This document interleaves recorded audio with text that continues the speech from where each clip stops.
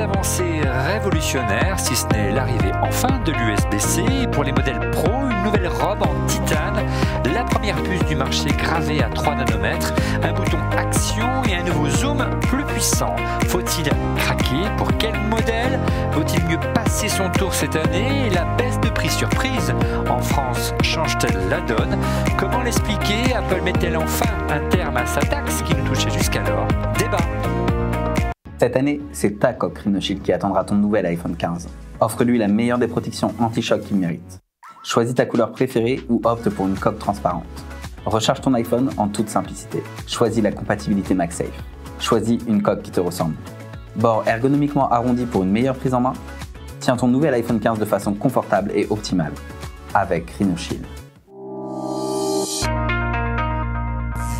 Et bonjour à toutes et à tous, vous regardez On refait le Mac alias ORLM, très heureux de vous retrouver pour notre débat hebdomadaire, notre débat tech chaque semaine. Un grand merci à vous qui nous avez suivis si nombreux la semaine dernière pour notre live, plus de 40 000 connexions en direct, rien que sur YouTube. Merci infiniment de votre fidélité.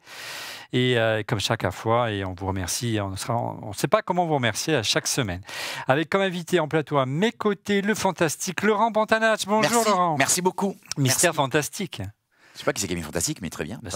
C'est Christophe Degrave qui pirate mes scripts. À nos côtés, il n'est pas là avec nous, mais il est dans nos cœurs. Monsieur Christophe Degrave d'Anderside. Bonjour Christophe.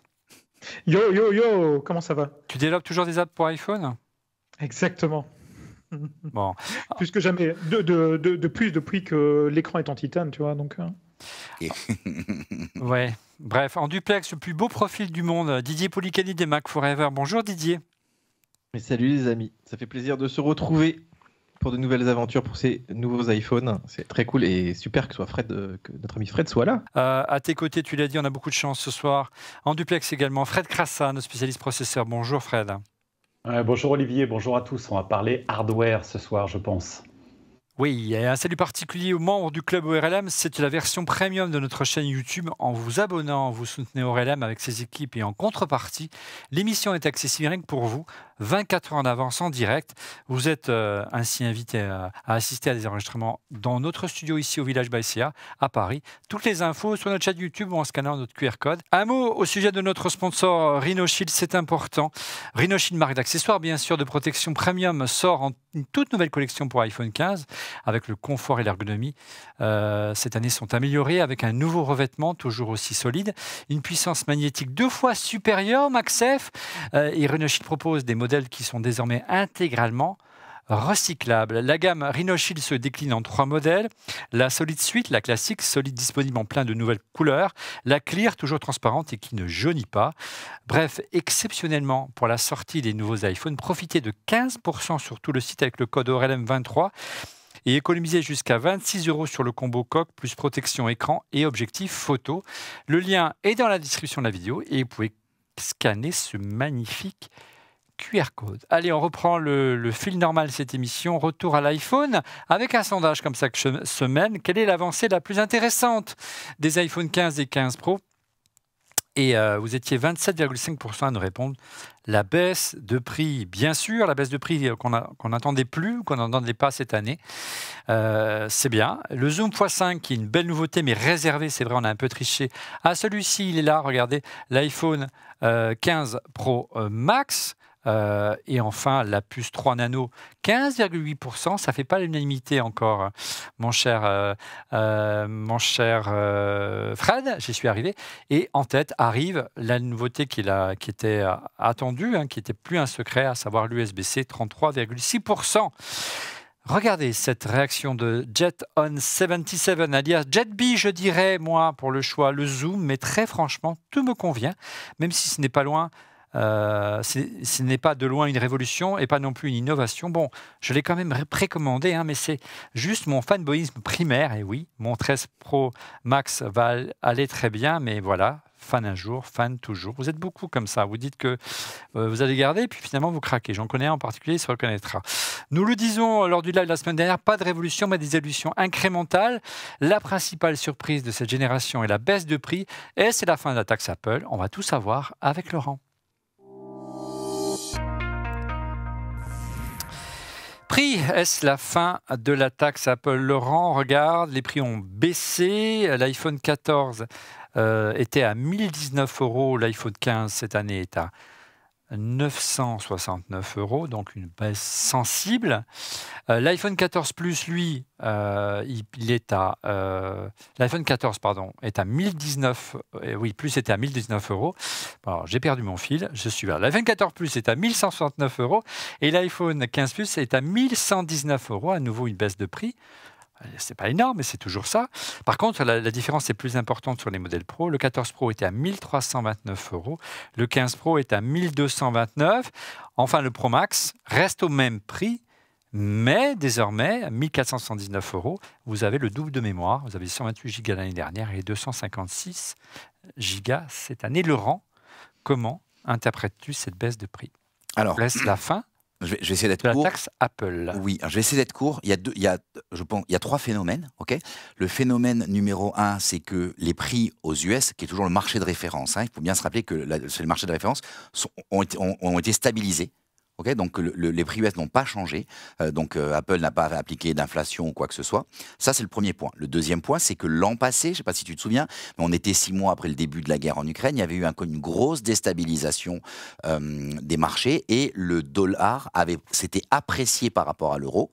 Et donc, en fait, les prix, la transformation des prix en euros, déjà, était beaucoup plus élevée. Et le troisième effet, c'est, et je crois qu'on a peut-être même un slide là-dessus, c'est que la taxe Apple, tu te rappelles, c'est cette différence marginale entre le prix qui est décidé par Apple de vente, une fois que tu as enlevé toutes les taxes et les taux de change. Il était de 13% l'an dernier. Donc sur toute la gamme, une moyenne de la gamme, il est de 7% cette année. Donc du coup, c'est que des effets positifs pour avoir un impact. Le prix ne change pas au départ, le taux de change est plus avantageux et Apple a baissé la taxe Apple. Tout bénef pour les consommateurs européens et français. Et le taux de change, donc, joue quand même un petit peu aussi. Oui, c'est ce que je t'ai dit. Le prix fixe, taux de change qui a à notre avantage, moins désavantageux que l'an dernier, et une taxe Apple baissée. Regarde cette réaction de Templier BBR qui rebondit d'ailleurs sur le sondage. Le titane, si celui-ci est vraiment résistant en termes de rayures, ensuite le zoom pour moi, donc lui effectivement, il valide le titane et le zoom. Le titane on l'avait pas mis parce qu'effectivement c'était plutôt pour le 14 Pro. Ouais, il y a une chose qui est intéressante sur le titane, on a dans les commentaires de la dernière vidéo, et il y a eu, je pense, un truc du style 185 commentaires. Bon, rien que moi j'ai dû en mettre 60 parce que ou 80, j'ai répondu à tout le monde, tous ceux qui, nos haters comme nos lovers. Ouais, et je remercie nos lovers. Et pour nos haters, c'est quelqu'un qui m'a dit qu'un iPhone 7 ne pouvait pas marcher. Je l'ai ramené, c'est celui de mon fils. Rappelle, pourquoi un iPhone 7, tu as dit Parce qu'en fait, j'ai dit une bêtise. J'ai dit que mon fils était frustré de ne pas pouvoir passer à iOS 17. Il y a quelqu'un qui m'a dit j'aimerais bien le voir, l'iPhone 7 sur un iOS 16. Et donc en fait, il a raison. Le téléphone n'est pas sur un iOS 16. Parce qu'on sous-entendait qu'à chaque mise à jour, Apple avait tendance à faire ralentir ses iPhones, ce qui est souvent le cas. Ouais, mais non. Donc en l'occurrence, c'est un iPhone 7 qu'il utilise. D'ailleurs, vous le voyez, c'est son autocollant. C'est un Stormtrooper truc. Donc en fait, il tourne sous 15.7.9. La dernière évolution, en fait. Qui est la dernière, mais il marche parfaitement. Et il a une batterie à 91%. Et tu l'as vu tout à l'heure, je te l'ai montré. 91% de qualité de batterie. Donc pour un iPhone qui est iPhone 7, donc 8. 10, 16, 11, 12, 13, 14, 15, donc qui a 8 ans, c'est un miracle. Alors, la raison de ça, c'est qu'il est resté longtemps au calme. Donc voilà. Maintenant, pour revenir sur le titane, on a eu une autre question qui était intéressante. Sur le titane, les gens nous ont dit, mais vous dites n'importe quoi. La masse volumique du titane est plus importante que celle de l'aluminium. Et c'est vrai, notre auditeur a raison. Cependant, la dureté, enfin la résistance du titane est beaucoup plus importante que celle de l'aluminium, qui est un matériel assez mou. Et c'est pour ça qu'en fait la grande force aujourd'hui, c'est que ce nouveau, donc on parle des pros, il est beaucoup plus léger parce qu'il y a moins de matière. Et donc comme il y a moins de matière pour une résistance équivalente, ça veut dire qu'à taille équivalente, il y a plus de place à l'intérieur. Je rappelle que la batterie est passée de 3000 mAh à 3600 mAh sur le Pro. C'est quand même un gain de 20%. Donc c'est énorme. Donc il y a plein de choses qui vont derrière et je laisserai Fred parler un peu plus tard du Neural Engine et de tout ce qui tourne derrière. Alors, retour sur les avancées les plus visibles de cette nouvelle génération, à commencer par celle du design. Vous l'aurez compris, on a reçu que que les iPhones hier soir, donc on n'avait pas forcément le temps de passer au crible l'ensemble de la machine. Donc c'est un premier test cette semaine, on ne veut pas vous mentir sur le contenu, mais on essaie quand même de passer en revue pas mal de choses, et de choses j'espère que vous trouverez intéressantes. Et donc on commence par le design.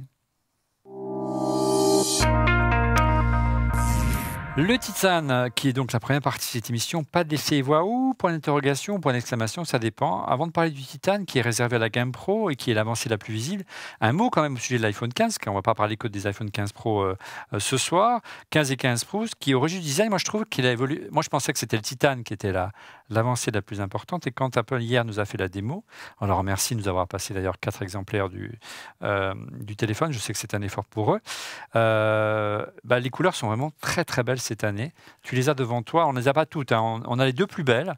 Bon, regardez, j'ai le rose, c'est à tomber par terre. Je ne sais pas si ça ressort bien à la caméra. Non, ça ressort pas bien, mais en vrai, c'est voilà, c'est pas girly du tout. Non, c'est très pastel. Alors le vert, je sais pas, avec l'incrustation numérique, qu'est-ce que ça va donner? Je sais pas si avec l'incrustation il va disparaître ou pas. Non, il disparaît pas. Mais en fait, c'est un vert très pâle. C'est un vert très très pâle, et les deux, quand on met les deux côte à côte, et j'ai pris une photo tout à l'heure, c'est juste sublime.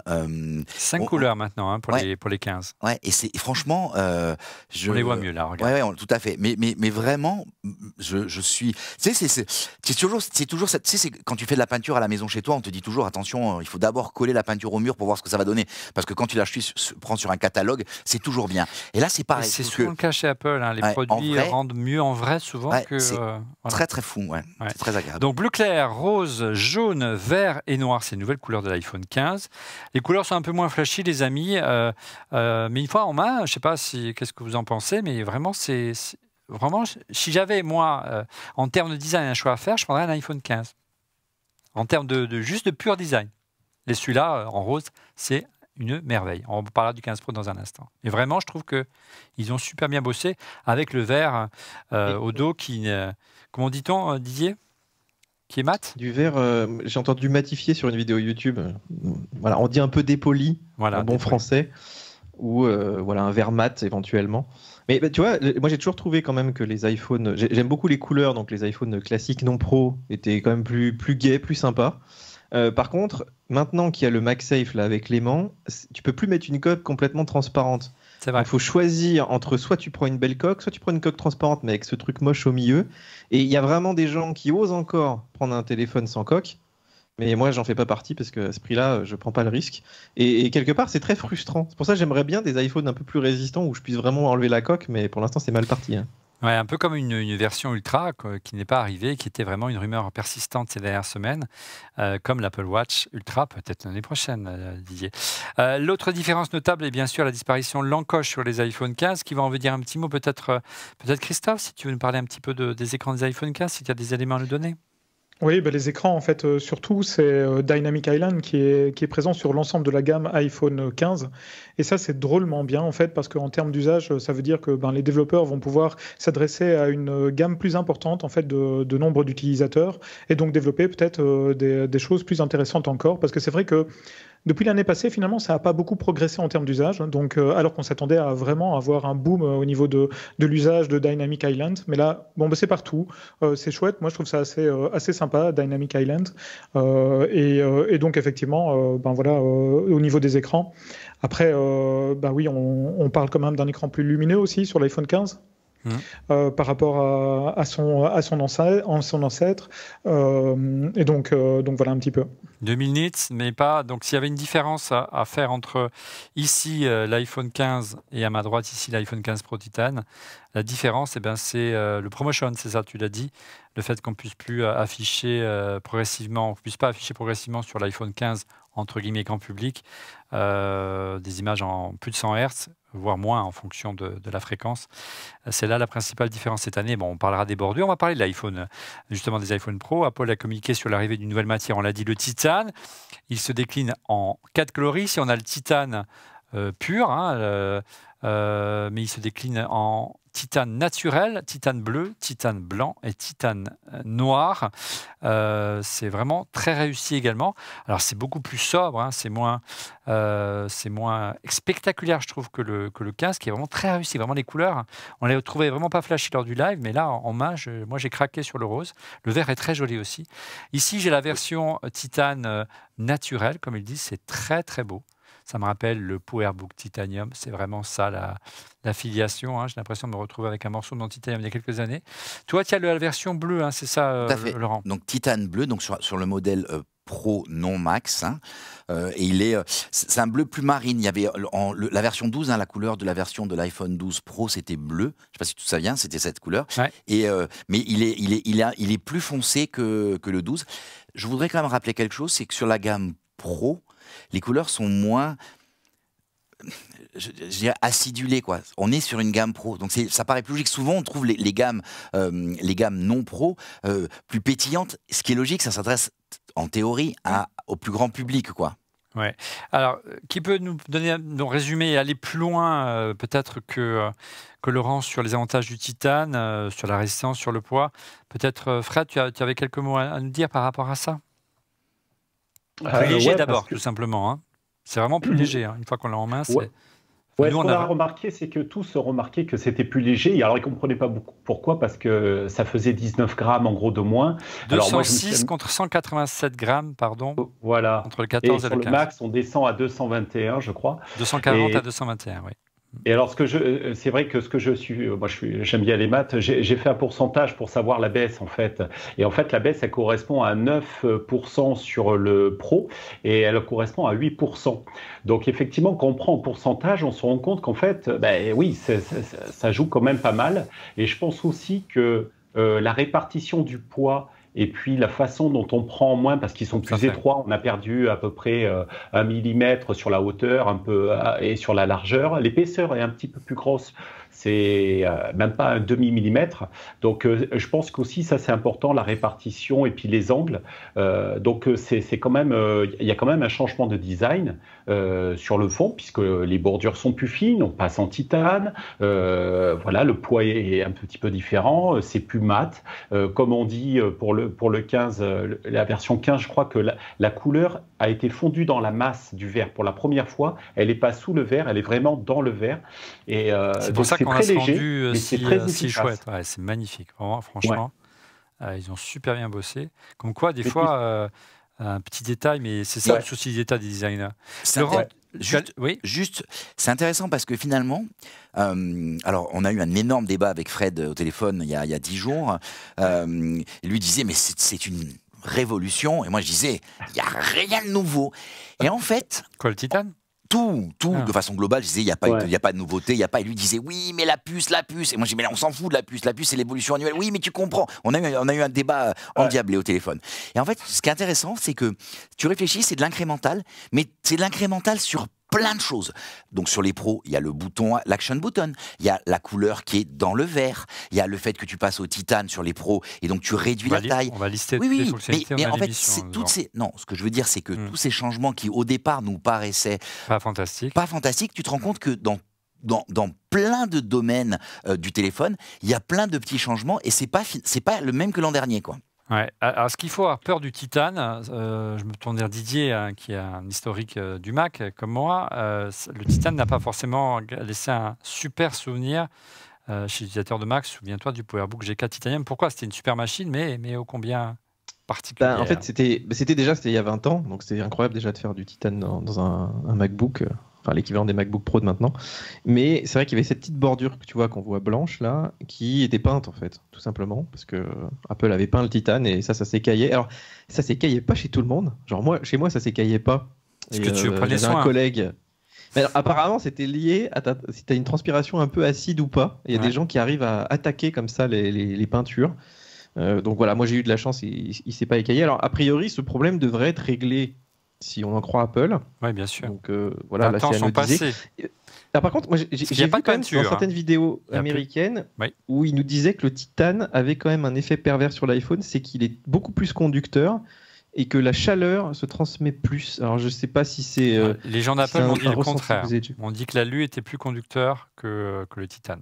Après, qui a raison? C'est vrai que le titane a quand même beaucoup d'avantages. Donc, juste pour être bien sûr et certain en fait, que les auditeurs ne confondent pas, donc il ne faut pas confondre l'animal, le titane, qui lui fait IAN. Je n'avais pas vu venir celle-là. Quel talent, bravo! En fait, qui est autour de... Voilà, il y a un exemple pourquoi il faut qu'on ait les iPhones plus tôt. Voilà, donc, mais par contre, sérieusement, en fait, le titane, il est hypoallergénique. Le titane, en fait, souvent, c'est un alliage aussi. Hein, c'est ce qu'on met chirurgicalement. Tu as raison, chirurgicalement, j'arrive pas à le dire. C'est du titane. Oui. Voilà, comme Didier le disait, en fait, ici, c'est un traitement qui est un traitement anodisé, en fait. Donc, c'est vraiment avec un phénomène d'oxydation, en fait, pour le rendre plus dur, plus robuste. Il est quand même léger, en fait. Il est plus léger que l'inox, un peu plus lourd que l'aluminium, mais quand même, en fait, comme vous le disiez, en fait, il en faut moins, en fait, pour avoir une structure aussi robuste. Il est adapté aux personnes qui sont sensibles au niveau cutané, etc. Donc, il y a quand même beaucoup d'avantages. Et il est amagnétique aussi.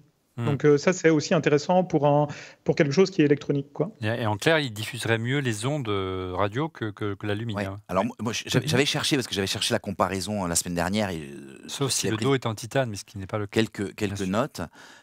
Et en fait, la conductivité thermique de l'alu est largement supérieure à celle du titane, puisque la conductivité, c'est 1460 BTU, donc c'est 210 watts par MK, et alors que le titane, c'est 17 watts par MK. Alors, les gens d'Apple sont très rassurants. Parce mais l'écart, tu vois, c'est un écart de 1 à 100. Ils sont très rassurants parce que désormais, Apple ne peint pas ses produits, enfin désormais, depuis cette période bénie de PowerBook G4 Titanium, parce que c'était bien à l'époque aussi. Apple désormais anodise le titane, on verra sur le long terme ce que ça donne. Ce qui est rassurant, c'est que les Apple Watch Ultra sont en titane, c'est exactement le même procédé, et que, en tout cas la mienne que j'ai depuis 1 an jour pour jour, elle plutôt très bien vieilli, confiance donc a priori, y compris contre les rayures, ce qui est plutôt intéressant, alors que d'habitude les versions alu en alu ou en inox notamment ont tendance à vieillir rapidement. Tu as devant toi 2 13 Pro, un 14 Pro et un 15 Pro. Est-ce que tu notes, parce que tous les gens à qui j'ai confié ici au Village Bastia ces iPhone 15 m'ont dit waouh, il est beaucoup plus léger, c'est marrant, c'est pas énormément la différence, mais on le sent, c'est incroyable. Alors oui, il y a deux il y a 2 choses très différentes, et je veux vraiment partager ces 2 informations. La première, c'est qu'il est plus léger. Il paraît plus léger, et il paraît même paradoxalement plus petit au côté léger. Il y a une deuxième différence majeure, et ça, il faut avoir les deux de la même taille entre les mains, je pense, pour s'en rendre compte. C'est que les bords en titane sont légèrement plus arrondis. Très juste. Légèrement plus arrondis. Et donc, quand tu l'as en main, ça paraît moins mastoc, alors que l'autre, ça donne l'impression que les angles étaient plus saillants. Alors que les angles étaient déjà arrondis, mais c'est flagrant quand il y a les deux à la main. Et j'ai mis main droite, main gauche, main droite. Et je suis capable, les yeux fermés, de te dire c'est lequel. La prise en main est beaucoup plus confortable. Là, j'ai le 15 Pro, le 14 Pro Max, et on sent vraiment une rigidité à la base et donc un angle, un arc-boutant assez marqué. Ici, c'est tout en douceur, un peu comme les anciennes générations du temps de l'iPhone 11, souvenez-vous, et c'est tout doux. C'est tout doux et c'est des petits détails, encore une fois. Il n'y a pas de chanfrein comme sur les générations précédentes. Et puis, tu l'as dit, je ne sais pas si c'est Didier ou l'ami... L'ami Fred, désolé Fred, j'ai du mal ce soir. Bien, autre avancée visible, mais réservée aux iPhone Pro, bien c'est les bordures qui sont fines. Tu as vu la différence? Moi, je l'ai vu aussi. Et ça, c'est dû également au cadre titane.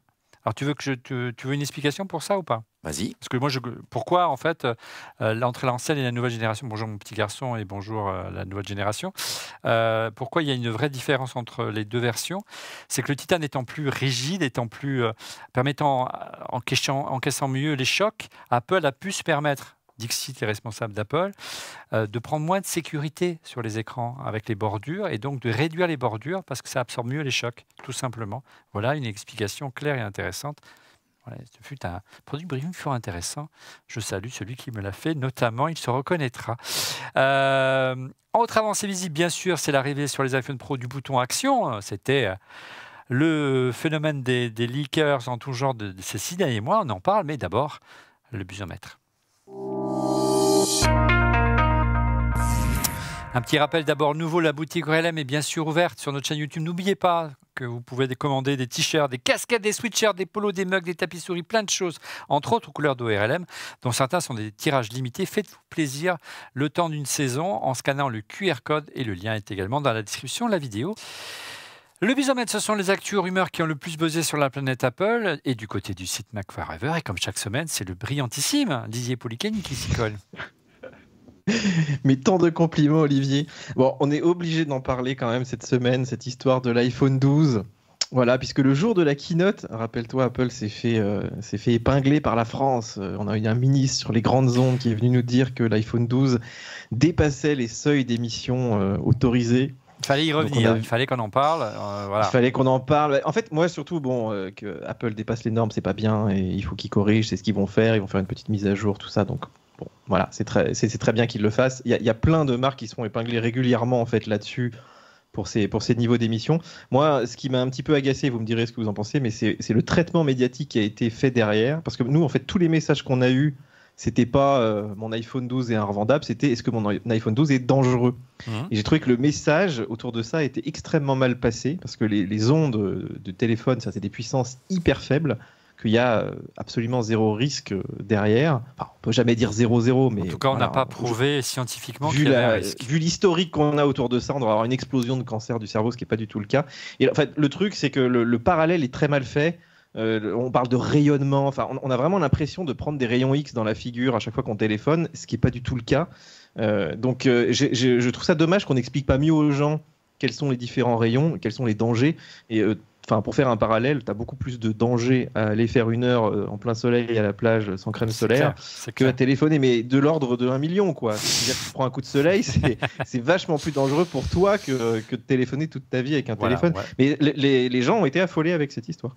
Votre avis, les amis, on n'en a pas beaucoup parlé, mais il faut prendre 2 minutes quand même. Peut-être, avant de laisser la parole à Laurent, peut-être, parce que tu t'es déjà exprimé à ce sujet, notre ami Fred, pour le côté un peu plus processeur, scientifique, dirons-nous, qu'est-ce que ça t'a inspiré, hormis le coup médiatique réussi du ministre de quoi, de la consommation, c'est ça? J'ai oublié le... Bref. Des technologies. Non, c'est le ministre du numérique. De numérique. Voilà, qui a succédé à Olivier Haut, je crois. Je pense qu'il voulait peut-être, je sais pas, profiter de la keynote pour attirer l'attention sur, je sais pas.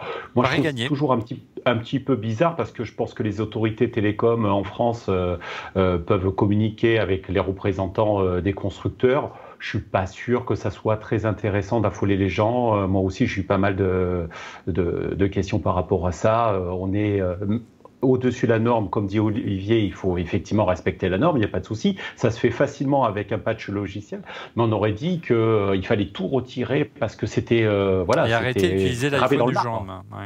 Ouais, je trouve ça, voilà, c'est pas grave. Christophe, ton sentiment, qu'est-ce qui s'est dit de l'autre côté des Ardennes ? Bah écoute, non, mais je pense qu'effectivement, ça a été un mauvais coup de certains médias et un mauvais coup de la politique, en fait, qui ne comprennent juste pas comment fonctionne ce genre de choses. En fait, c'est un problème de compréhension de la technologie. Et comme le disait Didier, en fait, que j'ai suivi sur les réseaux sociaux, en fait, ces derniers jours, il était très fâché, Didier. On est tous fâchés en ce moment. On ne sait pas pourquoi. On est énervés. Voilà. C'est la rentrée, les gars. Tout va bien. J'ai failli mettre un commentaire en disant Didier président, et j'y crois. Hein, je vote pour toi, Didier. En fait, si jamais tu te présentes. Mais effectivement, non, mais c'est pareil. En fait, le problème, c'est l'affolement autour. En fait, c'est ce que ça crée en fait comme panique, comme anxiogène, comme c'est anxiogène, comme problème émotionnel chez les gens. Et je pense qu'on n'a pas besoin de ça aujourd'hui, vraiment, en fait. Allez, Laurent, lâche-toi. Alors, moi, je me suis fait lyncher dans les commentaires, mais je vais défendre mon discours. Mon point de vue. Mon point de vue, et c'est le même que tout ce qui a été dit. Je trouve ça lamentable. Je trouve ça pitoyable qu'un ministre ait besoin de hijacker, de prendre en otage la communication d'une société qui est en train de faire une communication de son côté pour essayer du style. Je pense qu'un ministre, il doit imposer le respect par lui-même. Sa parole, c'est la parole du ministre. Non, mais c'est la parole, tu vois, elle doit porter. En fait, ça veut dire on parle de politique. Ça veut dire ces ministres en manque d'amour, et en fait, j'ai l'impression que ce sont des stars de la télé-réalité. Je trouve ça. Tu dérives, là, Laurent. J'ai trouvé ça nul, je le dis. Et pourtant, le ministre du numérique est plutôt bon sur les autres sujets. Très bon. Mais de sortir ce truc en pleine conférence, et au final, le lendemain, il était invité sur les plateaux de France Inter pour expliquer. Notamment. Ouais, mais on est à côté de la plaque.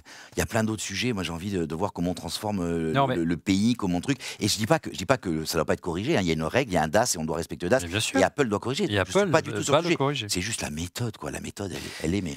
Non, le problème, c'est que si tu veux, c'est que, enfin, moi, c'est mon avis tout personnel, et après, on va s'arrêter là. Ça va tellement vite aujourd'hui avec les réseaux sociaux que pour exister, il faut faire des coups. Voilà. Donc, le communicant du ministre a trouvé un coup, et un coup très brillant, et il a réussi son coup parce que l'annonce de l'iPhone 12 qui ne respectait pas les normes en matière d'ondes a totalement presque mis sous silence l'annonce principale, en France en tout cas, qui était la sortie de l'iPhone 15. Hein. Je me souviens et au fait, ils ont sorti un nouvel iPhone, et d'ailleurs l'iPhone 12 est sorti du catalogue. Voilà. Donc moi, ça ne me choque pas, c'est qu'aujourd'hui, c'est vrai, il y a une telle concurrence pour exister, et puis regarde, ça fait une semaine, on en parle quasiment déjà plus, donc donc ça va très vite, hein. C'est les Soros. À quoi bon? Quelle est la finalité de ça? Ça te montre qu'aujourd'hui, dans les cabinets ministériels et ailleurs, même dans les grandes marques, on essaie de faire un coup, coûte que coûte, pour exister. Et ils ont réussi. Voilà, le communicant, je lui dis bravo. Après, sur le fond, c'est pas sûr que ce soit très pédagogique de faire peur aux gens, mais c'est une autre histoire. Allez, on enchaîne avec la deuxième info ou rumeur. Oui, alors justement, regarde, on est le jour de la sortie de l'iPhone, donc il va falloir transférer tes données si tu as commandé le nouveau. Mais tu as peut-être comme moi jamais cédé aux sirènes d'Apple qui te dit d'upgrader ton compte iCloud. Mais pourtant, tu n'as pas forcément la place sur ton ordi pour faire le stockage de ton téléphone, la sauvegarde et tout. Mais tu sais que voilà, quand tu fais le transfert, les choses peuvent ne pas bien se passer. Donc tu aimerais faire une petite sauvegarde quand même quelque part. Et bien Apple te propose de faire une sauvegarde iCloud gratuite pour transférer tes données et de façon illimitée. Donc même si tu as le 1 Tera, tu peux le faire. Ah, ça c'est bien. Par contre, c'est temporaire. Voilà. Ah. Donc c'est vraiment genre le jour, ça dure une journée. Et après, pas trop, il ne faut pas déconner les gars quand même. Bon, c'est bien quand même, mais pas trop. Dur et pas méga simple non plus, il faut vraiment aller la chercher. Mais bon, ce truc-là existe, si jamais vous n'avez pas de solution pour backuper votre téléphone pendant un transfert. 1 Tera, ça commence à faire beaucoup. On parle des Apple Store et on parle encore de la France. Oui, alors là, comme on enregistre un peu avant, je ne sais pas ce qui va vraiment se passer. Mais voilà, il y a un préavis de grève qui a été annoncé en France pour la sortie de l'iPhone. Alors, ça va être du débrayage. Hein. Je pense que les Apple Store vont rester ouverts, mais ça va être un peu plus long que d'habitude. Sachant que, comme il n'y a pas beaucoup de stock, les gens risquent de se ruer quand même dans les Apple Store, ceux qui le veulent vraiment. Donc, on va voir un petit peu la petite panique que ça fait. Bah, là aussi, on peut parler de com. Bon, après, justifié ou pas, on ne peut pas se prononcer. Hein. Il y a des revendications salariales qu'on peut estimer légitimes de la part des salariés de l'Apple Store. Tout à fait. Quatrième info, c'est l'application. Alors, je ne sais pas si tu l'as vu passer, parce qu'il est d'abord sorti aux États-Unis, mais l'application Blackmagic est sortie en France, en fait, pour iPhone. Et en fait, c'est une application qui te permet de transformer littéralement ton téléphone en caméra professionnelle. C'est vraiment une application qui est super, parce qu'elle te donne accès à tous les petits réglages en fait, de l'appareil, et elle est gratos. C'est-à-dire que vraiment, c'est x100 par rapport à l'application d'Apple. Donc ça t'évite en plus de débourser pour Filmic, etc. Donc ça, c'est vraiment très très cool. Donc j'étais pas sûr qu'elle arriverait en France, mais finalement, c'est arrivé une semaine ou deux après les États-Unis. Et dernière info et rumeur, on parle encore d'iCloud, je crois. Oui, alors là, c'est une info, mais c'est depuis quelques jours déjà. Donc il y a les nouveaux forfaits iCloud qui sont disponibles. Donc 6 et 12 Tera. Par contre, ils sont quand même assez chers. Je crois que ça monte jusqu'à 50 € par mois. Ce qui est dommage, c'est qu'ils ont sorti ces gros forfaits parce que manifestement, il y a quand même des gens qui font du stockage, qui ont besoin pour stocker de la vidéo. Tu vois, nous, on filme beaucoup et tout. Mais ils n'ont pas beaucoup baissé les prix. Et en plus, je trouve qu'il manque un peu des paliers là, entre 200 gigas et 2 Tera. Donc, c'est dommage qu'ils n'en aient pas profité pour revoir un peu leur forfait. Je ne sais pas ce que vous en pensez. Moi, j'ai essayé le forfait, par exemple, 2 Tera pour tester mes caméras de sécurité et tout ça, mais c'est beaucoup trop cher. Enfin, je trouve que ces forfaits sont vraiment chers quand tu as besoin d'un peu stocker des données par rapport à la concurrence, notamment. Surtout qu'iCloud, c'est quand même très limité, quoi. T'as pas toute la cinétique de Dropbox et tout pour les backups incrémentaux, etc. Merci beaucoup Didier. Comme chaque semaine, on se retrouve dans On fait le Mac pour le busomètre et tous les jours sur le site Mac Forever. Si vous voulez les infos régulières, c'est là qu'il faut se rendre. Ici, on passe une petite page couleur, les amis, une petite page de pub à propos de notre sponsor, bien sûr. Il s'agit bien sûr de Rhinoshield, la marque d'accessoires de protection premium qui sort une toute nouvelle collection pour iPhone 15 avec le confort, bien sûr, et l'ergonomie en plus, qui sont améliorés cette année avec un nouvel revêtement, toujours aussi solide, et une puissance magnétique, sachez-le, 2 fois supérieure au MagSafe. Rhinoshield propose donc des modèles qui sont désormais intégralement recyclables, comme Apple. Et la gamme Rhinoshield se décline en 3 modèles. Solid Suite, la classique, solide disponible en plein de nouvelles couleurs. Et la Clear, qui est transparente et qui ne jaunit pas. Et à l'occasion de la sortie des iPhone 15, cette émission, exceptionnellement, vous profitez de 15% sur tout le site avec le code ORLM23 et vous économisez jusqu'à 26 € sur le combo si vous prenez une coque, une protection écran et des objectifs pour appareil photo parce qu'il y a ça aussi pour personnaliser votre iPhone. ORLM23, le lien est dans la description de la vidéo où vous scannez le QR code qui est apparu à l'écran. Allez, on s'intéresse maintenant à une belle avancée de l'iPhone Pro. Il s'agit bien sûr du bouton Action. Le bouton Action, point d'exclamation. Alors, c'est une avancée vraiment intéressante cette année. Et puis moi, ce que j'ai beaucoup aimé, je ne sais pas ce que vous avez vu les démos dès la keynote et toutes les démos qu'ont fait les youtubeurs, c'est le menu qui arrive par défaut au moment où on configure son iPhone et pour personnaliser le bouton, 9 personnalisations possibles, 9 réglages possibles. Je trouvais ça vraiment très sympa. Là, on voit vraiment l'Apple Touch. Je ne sais pas si tu as vu ça, Didier, pour décliner à l'envie la personnalisation de ce bouton. Oui, je pense que c'est quelque chose qu'on attendait, surtout depuis que c'est arrivé sur l'Apple Watch. On s'est dit, tiens, c'est quand même une bonne idée. Et je pense que Apple s'est un peu auto-écouté là-dessus. Il a vu ça marchait bien sur la montre. Franchement, c'est sympa ce qu'ils ont fait. C'est très très beau. Donc tu peux choisir mode silencieux. Mode silencieux classique, ce qu'on avait avant. L'appareil photo, on l'a à l'écran. La lampe torche que tu adores sur ton Apple Watch. Le dictaphone, la concentration. On peut bien sûr faire des raccourcis chers à Laurent pour des apps tierces. Un mode traduction. Voilà, si on a besoin de générer à la fois. Oui. Le coût de la traduction, je trouve ça génial. Parce que ça veut dire que tu es en voyage. Tu dis, je vais avoir besoin de l'utiliser tout le temps. Tu actives le mode traduction sur l'action button. Et quand tu as fini tes vacances, tu mets autre chose et tu reviens à quelque chose. Mais le truc que tu utilises tout le temps, c'est vachement bien de pouvoir le lancer. Pour les Miro comme moi, il y a un mode loop et enfin un mode accessibilité pour aider les personnes qui ont un handicap. Alors comment ça marche ? Qui veut en parler ? Peut-être Lolo, tu veux en dire un petit mot ? Moi qui ai des réactions sur YouTube, n'hésite pas à m'interrompre. Mais comment ça marche le bouton ? C'est différent que le petit bouton action que j'ai là, qui a tendance à se déclencher un peu tout seul quand je plie un peu le poignet. Là, c'est pas le cas. Non, alors d'abord il est plus petit. Il est beaucoup plus petit que le bouton volume. Ouais. Il fait quasiment plus de la moitié. Il fait la moitié en gros la taille de l'ancien bouton. Quelques trucs. Et il est même et je trouve que même en mode appui, l'appui est moins dur. Et pour passer, il faut rester appuyé longtemps. On peut pas faire d'accident. En fait, c'est pas, j'appuie un coup, hop, j'ai activé le truc. Ouais, c'est ce qui m'arrive tout le temps sur l'Ultra. Et donc là, ce qui se passe, il dit pour passer en mode sonnerie, tu dois rester, tu dois appuyer 1 seconde. Donc la fausse manip de je l'ai dans la poche, je prends et j'appuie, je change l'état, tu n'auras pas ce cas-là parce qu'en fait, c'est une sorte de pression longue pour éviter ça. D'ailleurs, tu as un petit retour haptique qui arrive. On a fait quelques tests, c'est rigolo. Encore une fois, on y reviendra. On essaiera de décliner dans l'émission du grand test toutes les possibilités. On essaiera de trouver peut-être avec Laurent et avec Christophe, quelques petits raffinements avec des raccourcis. Justement, Christophe, qu'est-ce que tu as pensé de ce bouton pour conclure sur ce sujet ? Moi, je suis fan du bouton en question parce qu'en fait, j'étais vraiment pas fan du bouton d'avant, en fait, où tu devais switcher avec ton ongle. Une fois sur deux, tu te retournais l'ongle, en fait. Donc, c'était vraiment pas cool. C'était pas très confortable. Et ici, en fait, c'est vrai que tu peux le programmer, les 9 fonctionnalités en question. Tu peux faire des raccourcis vers l'app, comme vous le disiez, etc. Et puis, c'est plutôt bien vu, en fait, d'avoir ce retour haptique et cette possibilité, en fait, de devoir attendre un petit peu, en fait, sur le bouton pour pouvoir déclencher l'action et pas le déclencher dans sa poche. Donc, enfin, moi, je trouve ça vraiment au top. Bravo, Apple. Voilà, dernier point, non, on en reviendra très vite pour le grand test sur ce bouton. On va s'intéresser maintenant à une belle avancée qui était attendue et qui est plébiscitée lors de notre sondage, c'est bien sûr l'arrivée de l'USB-C. 10 ans après son apparition, le Lightning tire donc sa révérence, enfin, au profit de l'USB-C. Merci à l'Union européenne, bien sûr, qui a forcé Apple à adopter ce connecteur.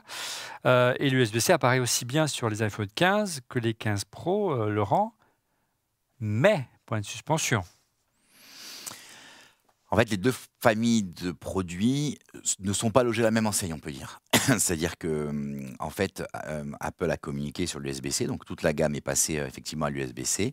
Ça va simplifier la recharge. Oui, toute la gamme va être unifiée. Il y aura... Sur le site, il ne parle que le côté c'est plus simple à recharger. Ouais, limite, c'est nous qui l'avons inventé, quoi. Tu vois, en fait, on va utiliser un câble commun entre l'iPad, le Mac, etc. On peut même, ce que je n'avais pas pris conscience lors du live, recharger des accessoires. Et oui, parce que oui, tout à fait. Tout à fait. Et c'est la dualité de l'USB-C. Donc on peut recharger un Apple Watch. Qui est la même prise des deux côtés, quoi. Donc ça, c'est le côté, ou les nouveaux AirPods. Donc ça, c'est le côté positif. Maintenant, on pensait que l'arrivée... Il y a une super vidéo de Martin Brownlee, il a vraiment de super idées, ce YouTuber. Allez voir. Il a eu l'idée, mais qu'est-ce qui se passe si je branche deux iPhones ? Et en fait, c'est l'iPhone qui a le moins d'énergie qui prend le relais. Alors, c'est une norme, hein, je crois, Didier, tu me corrigeras, ou Fred, c'est une norme, il faut que le téléphone prenne en charge cette norme, et a priori, en USB, les dernières générations le font, mais ça marche aussi avec Android, si la norme USB adoptée par Apple est également, c'est assez remarquable. Pardon. Non, je disais que l'arrivée de l'USB permettrait de bénéficier donc d'une recharge filaire plus rapide. Sur le 15 ? Sur le 15. Et non, en fait, on reste limité aux 27 watts comme au bon vieux temps du Lightning, c'est-à-dire de la semaine dernière. Hein. Donc ça ne sert à rien de brancher un chargeur au-delà de 30 watts. Mon gros chargeur de MacBook Pro, je branche dessus, ça va, c'est limité. Pour accélérer la charge. Au-delà de 30 watts, ça ne sert à rien. On touche quasiment le double dans la concurrence haut de gamme. Hein. Ouais. Donc, ouais, c'est assez étonnant. Tu testes en ce moment le Galaxy S23, je crois, Didier, Ultra. Ça monte beaucoup plus haut dans le haut de gamme, hein, je crois, chez Samsung. Pas tous les modèles, hein, mais en tout cas ce modèle-là. Qui vient de passer au Lightning. Non, je plaisante. En fait, j'ai même testé des téléphones, parce qu'eux, ils sont pas trop mauvais sur la charge rapide. Effectivement, Apple, en fait, tu mets 50% en 30 minutes, c'est relativement lent. C'est-à-dire que si tu ne l'as pas chargé de la nuit, c'est pas les 10 minutes du matin qui vont te remettre la moitié. Donc on est vraiment très loin de ce que propose la concurrence. Et moi, j'ai même testé des téléphones, alors c'était pas le Samsung, c'était d'autres marques, où tu arrivais à charger la moitié en quelques minutes, je sais plus, c'était moins de 5 minutes, et la totalité en 15 minutes. Et c'était un truc de fou. Tu avais un chargeur de 150 watts et ça bombarde. Alors après, ils te disent la batterie, bon, tout ça, on ne sait pas. Apple peut-être ne peut pas se permettre. Ouais. Mais par contre, de ne pas avoir de progrès du tout d'année en année, c'est ça un peu frustrant parce que la concurrence fait quand même mieux de façon générale. Ouais, Didier 45 watts, hein, le S23 Ultra. Je vais juste te faire une petite aparté. Et ce qui est intéressant, c'est que c'est quasiment logiciel tout ça. C'est pas que une limitation hardware. On a eu une discussion avec. Alors, je vois. Il y a Fred qui fulmine. Christophe. Non, mais je vois Fred parce qu'il a un argument. Dodeline et tout ça. Donc, bien évidemment, il y a une limitation hard. Ouais. Donc, il n'y a pas de doute là-dessus sur la façon dont sont faits. Dans la puce notamment. Mais une grosse partie est gérée par ce qu'on appelle le BMS, hein, donc qui est la gestion, le battery management system. Et j'ai oublié d'en parler à Didier. J'ai vécu un truc incroyable sur ma voiture, Didier. Rechargeable. En fait, rechargeable. Ils ont modifié le logiciel et je suis plus limité à 80% en charge rapide et à 20 derniers % en charge lente. En fait, ils ont fait sauter cette barrière. Donc, je t'en parlerai, mais tu te rends compte que y a même sur les voitures et tout ça, ça se joue beaucoup à la programmation du BMS. Alors, avant de parler des débits avec Laurent, peut-être un mot avec Christophe et Fred. Donc en clair, on passe de l'iPhone 14 à l'iPhone 15. On ne bénéficie pas d'avancée en termes de temps de charge et charge rapide, mais on sait que la charge rapide a tendance un peu à flinguer, très très rapide, à flinguer un petit peu les batteries. Hein. Exact. Oui, mais c'est vrai qu'en fait, quand on a vu l'USB-C arriver, on se dit ouais, on a l'USB-C, et puis après on voit les spécificités, on fait ah oui, mais on n'a pas la charge rapide. Et effectivement, après, comme tu le dis, la charge rapide a tendance à flinguer les batteries. Maintenant, après, le logiciel peut corriger des choses pour que la batterie puisse être conservée. Et puis après, tu vois encore en fait que en termes de taux de transfert de données, il y a des différenciations, en fait, comme le disait un peu Laurent, autour de l'iPhone 15 et de l'iPhone 15 Pro. Donc, c'est plutôt mitigé, en fait, qu'on a vu apparaître cette USB-C. On est content de l'avoir. Parce que quelque part, ça harmonise un petit peu l'ensemble des câbles. Mais par contre, derrière, il y a un prix à payer. Et je vais passer la main à Fred, en fait, qui va sans doute vous expliquer pour quelle raison, en fait, la bande passante est limitée sur l'iPhone 15. Alors, il faut juste rappeler, avant que tu expliques ça, c'est que également, Laurent, on a vu qu'il y a une différence en termes de gestion de l'énergie. Il y a surtout une différence pour entre les 15 et les 15 Pro sur les débits. Ouais, en fait, le 15 Pro, et alors c'est marrant parce qu'on a tendance à toujours vouloir tout renvoyer sur Fred.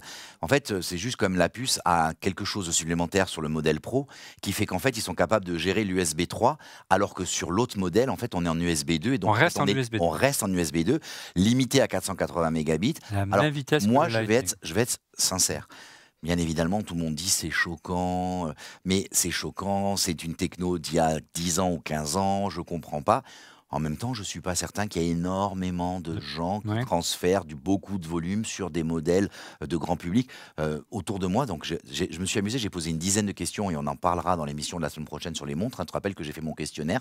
J'ai posé la question autour de moi à mes contacts qui ont un iPhone, Pro ou pas Pro, et je leur ai demandé combien de fois ils transféraient physiquement. Et en fait, j'en ai pas trouvé un seul. Sur les 15 personnes à qui j'ai posé la question, il n'y en a aucun qui fait un transfert. Alors, je sais que dans notre audience, on a des gens qui nous disent moi, je fais mes backups iCloud à l'ancienne avec l'application. D'autres qui disent moi, j'ai besoin d'y accéder. On a Didier qui nous dit moi, je filme et donc j'ai besoin de sortir mes rushs. Le problème est résolu avec le disque dur externe.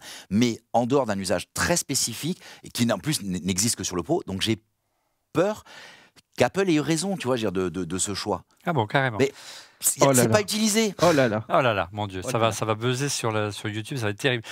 Concrètement, Fred, sur l'iPhone 15 Pro, on bénéficie d'un débit à la hausse, 10 gigabits par seconde, c'est plutôt l'USB 3, donc on peut vraiment aller beaucoup plus vite. Pour quelles raisons ces différences avec la version du 15 ? Du coup, on peut aller, on l'a dit, tu l'as dit Laurent, stocker ces vidéos 4K. Il y a des petits bémols sur la manière dont on les stocke. Sur un disque SSD externe, on en parlera dans un instant. Mais ton avis, Fred, explique-nous le pourquoi du comment des différences qu'il y a aujourd'hui entre le 15 et le 15 Pro. J'y suis arrivé, pardon. Voilà, c'est très simple en fait. Tu le sais, cet iPhone 15, il récupère la puce de l'iPhone Pro de l'année dernière. Et bien sûr, sur l'iPhone Pro de l'année dernière, qui était en Lightning, il n'avait pas mis de contrôleur USB 3 à l'intérieur. Puisque ces contrôleurs, en fait, ce n'est pas des puces externes sur la carte mère, c'est vraiment à l'intérieur de la puce. Tout est intégré, oui.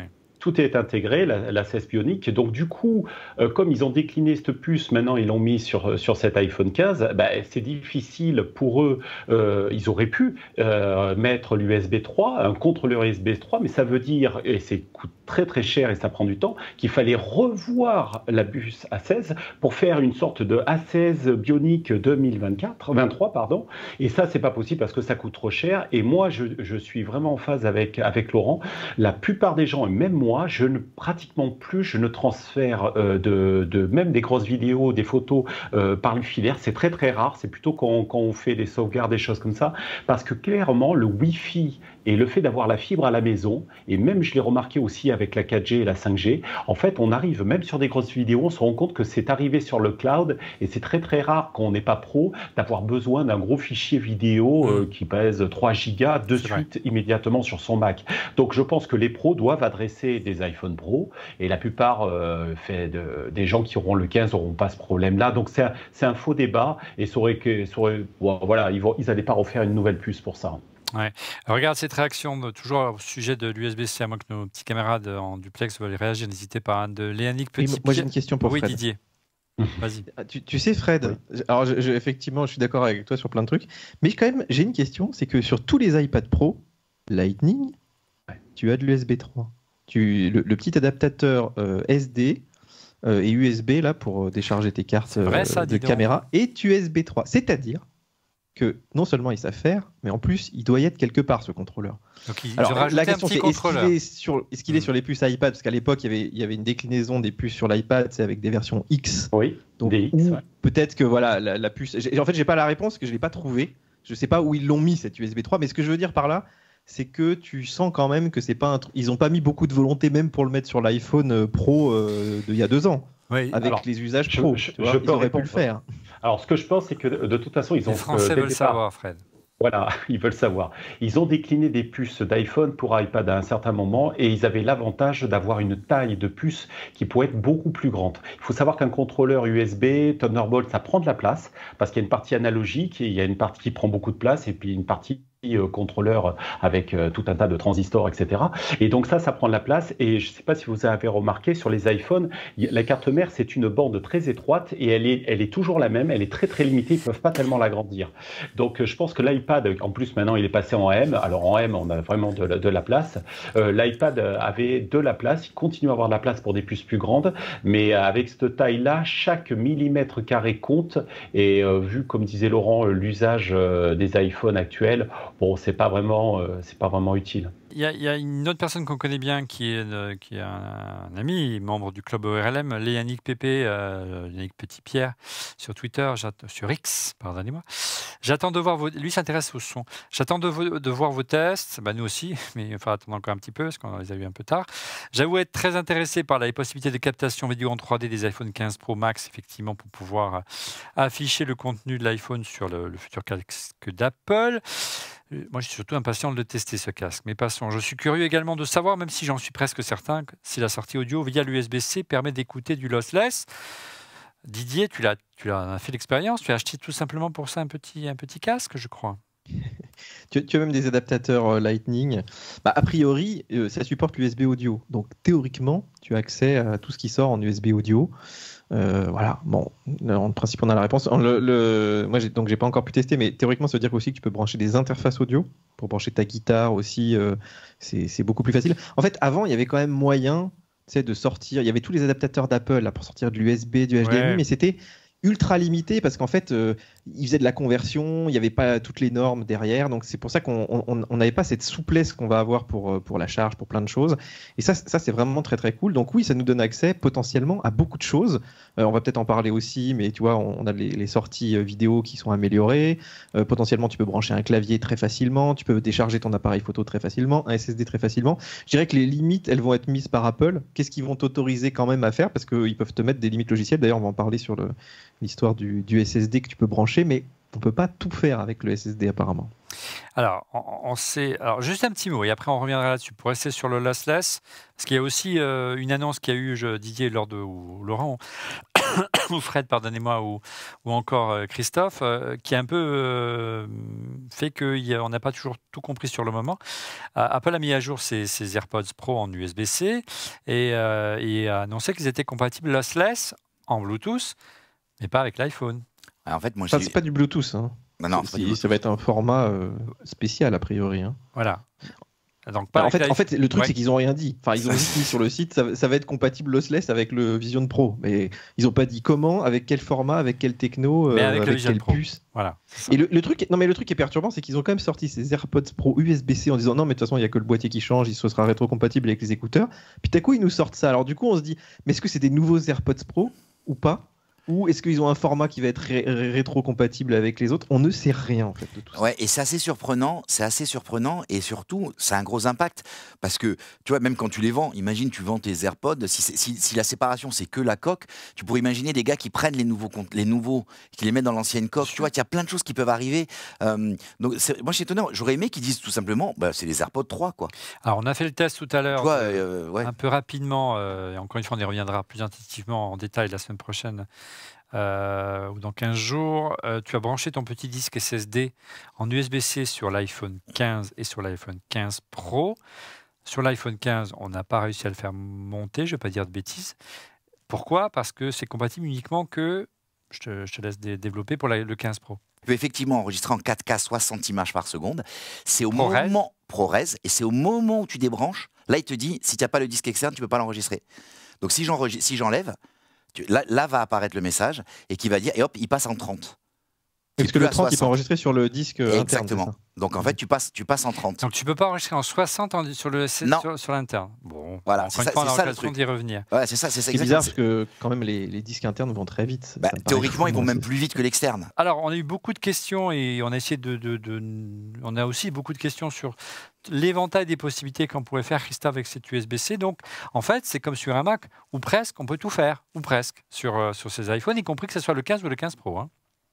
Oui, je pense que surtout, ça mérite d'être testé dans les semaines qui viennent, comme c'était souligné par Laurent, parce que là, on les a pas eu suffisamment longtemps, en fait, que pour pouvoir tester l'ensemble des choses. Mais effectivement, a priori, on s'attend à pouvoir aller dans Files, enfin Fichiers, de pouvoir aller chercher des fichiers sur un disque, de pouvoir enregistrer, en fait, comme le disait ça, je suis pas certain, tout à l'heure. Le disque, hein. Mais par contre, ce qui est intéressant, c'est que ça se comporte sur un Mac, c'est-à-dire que tu branches le petit adaptateur que j'ai là qui me permet de oui, bien sûr. d'avoir de l'Ethernet. Je veux avoir l'HDMI, je veux avoir de l'USB, je l'ai.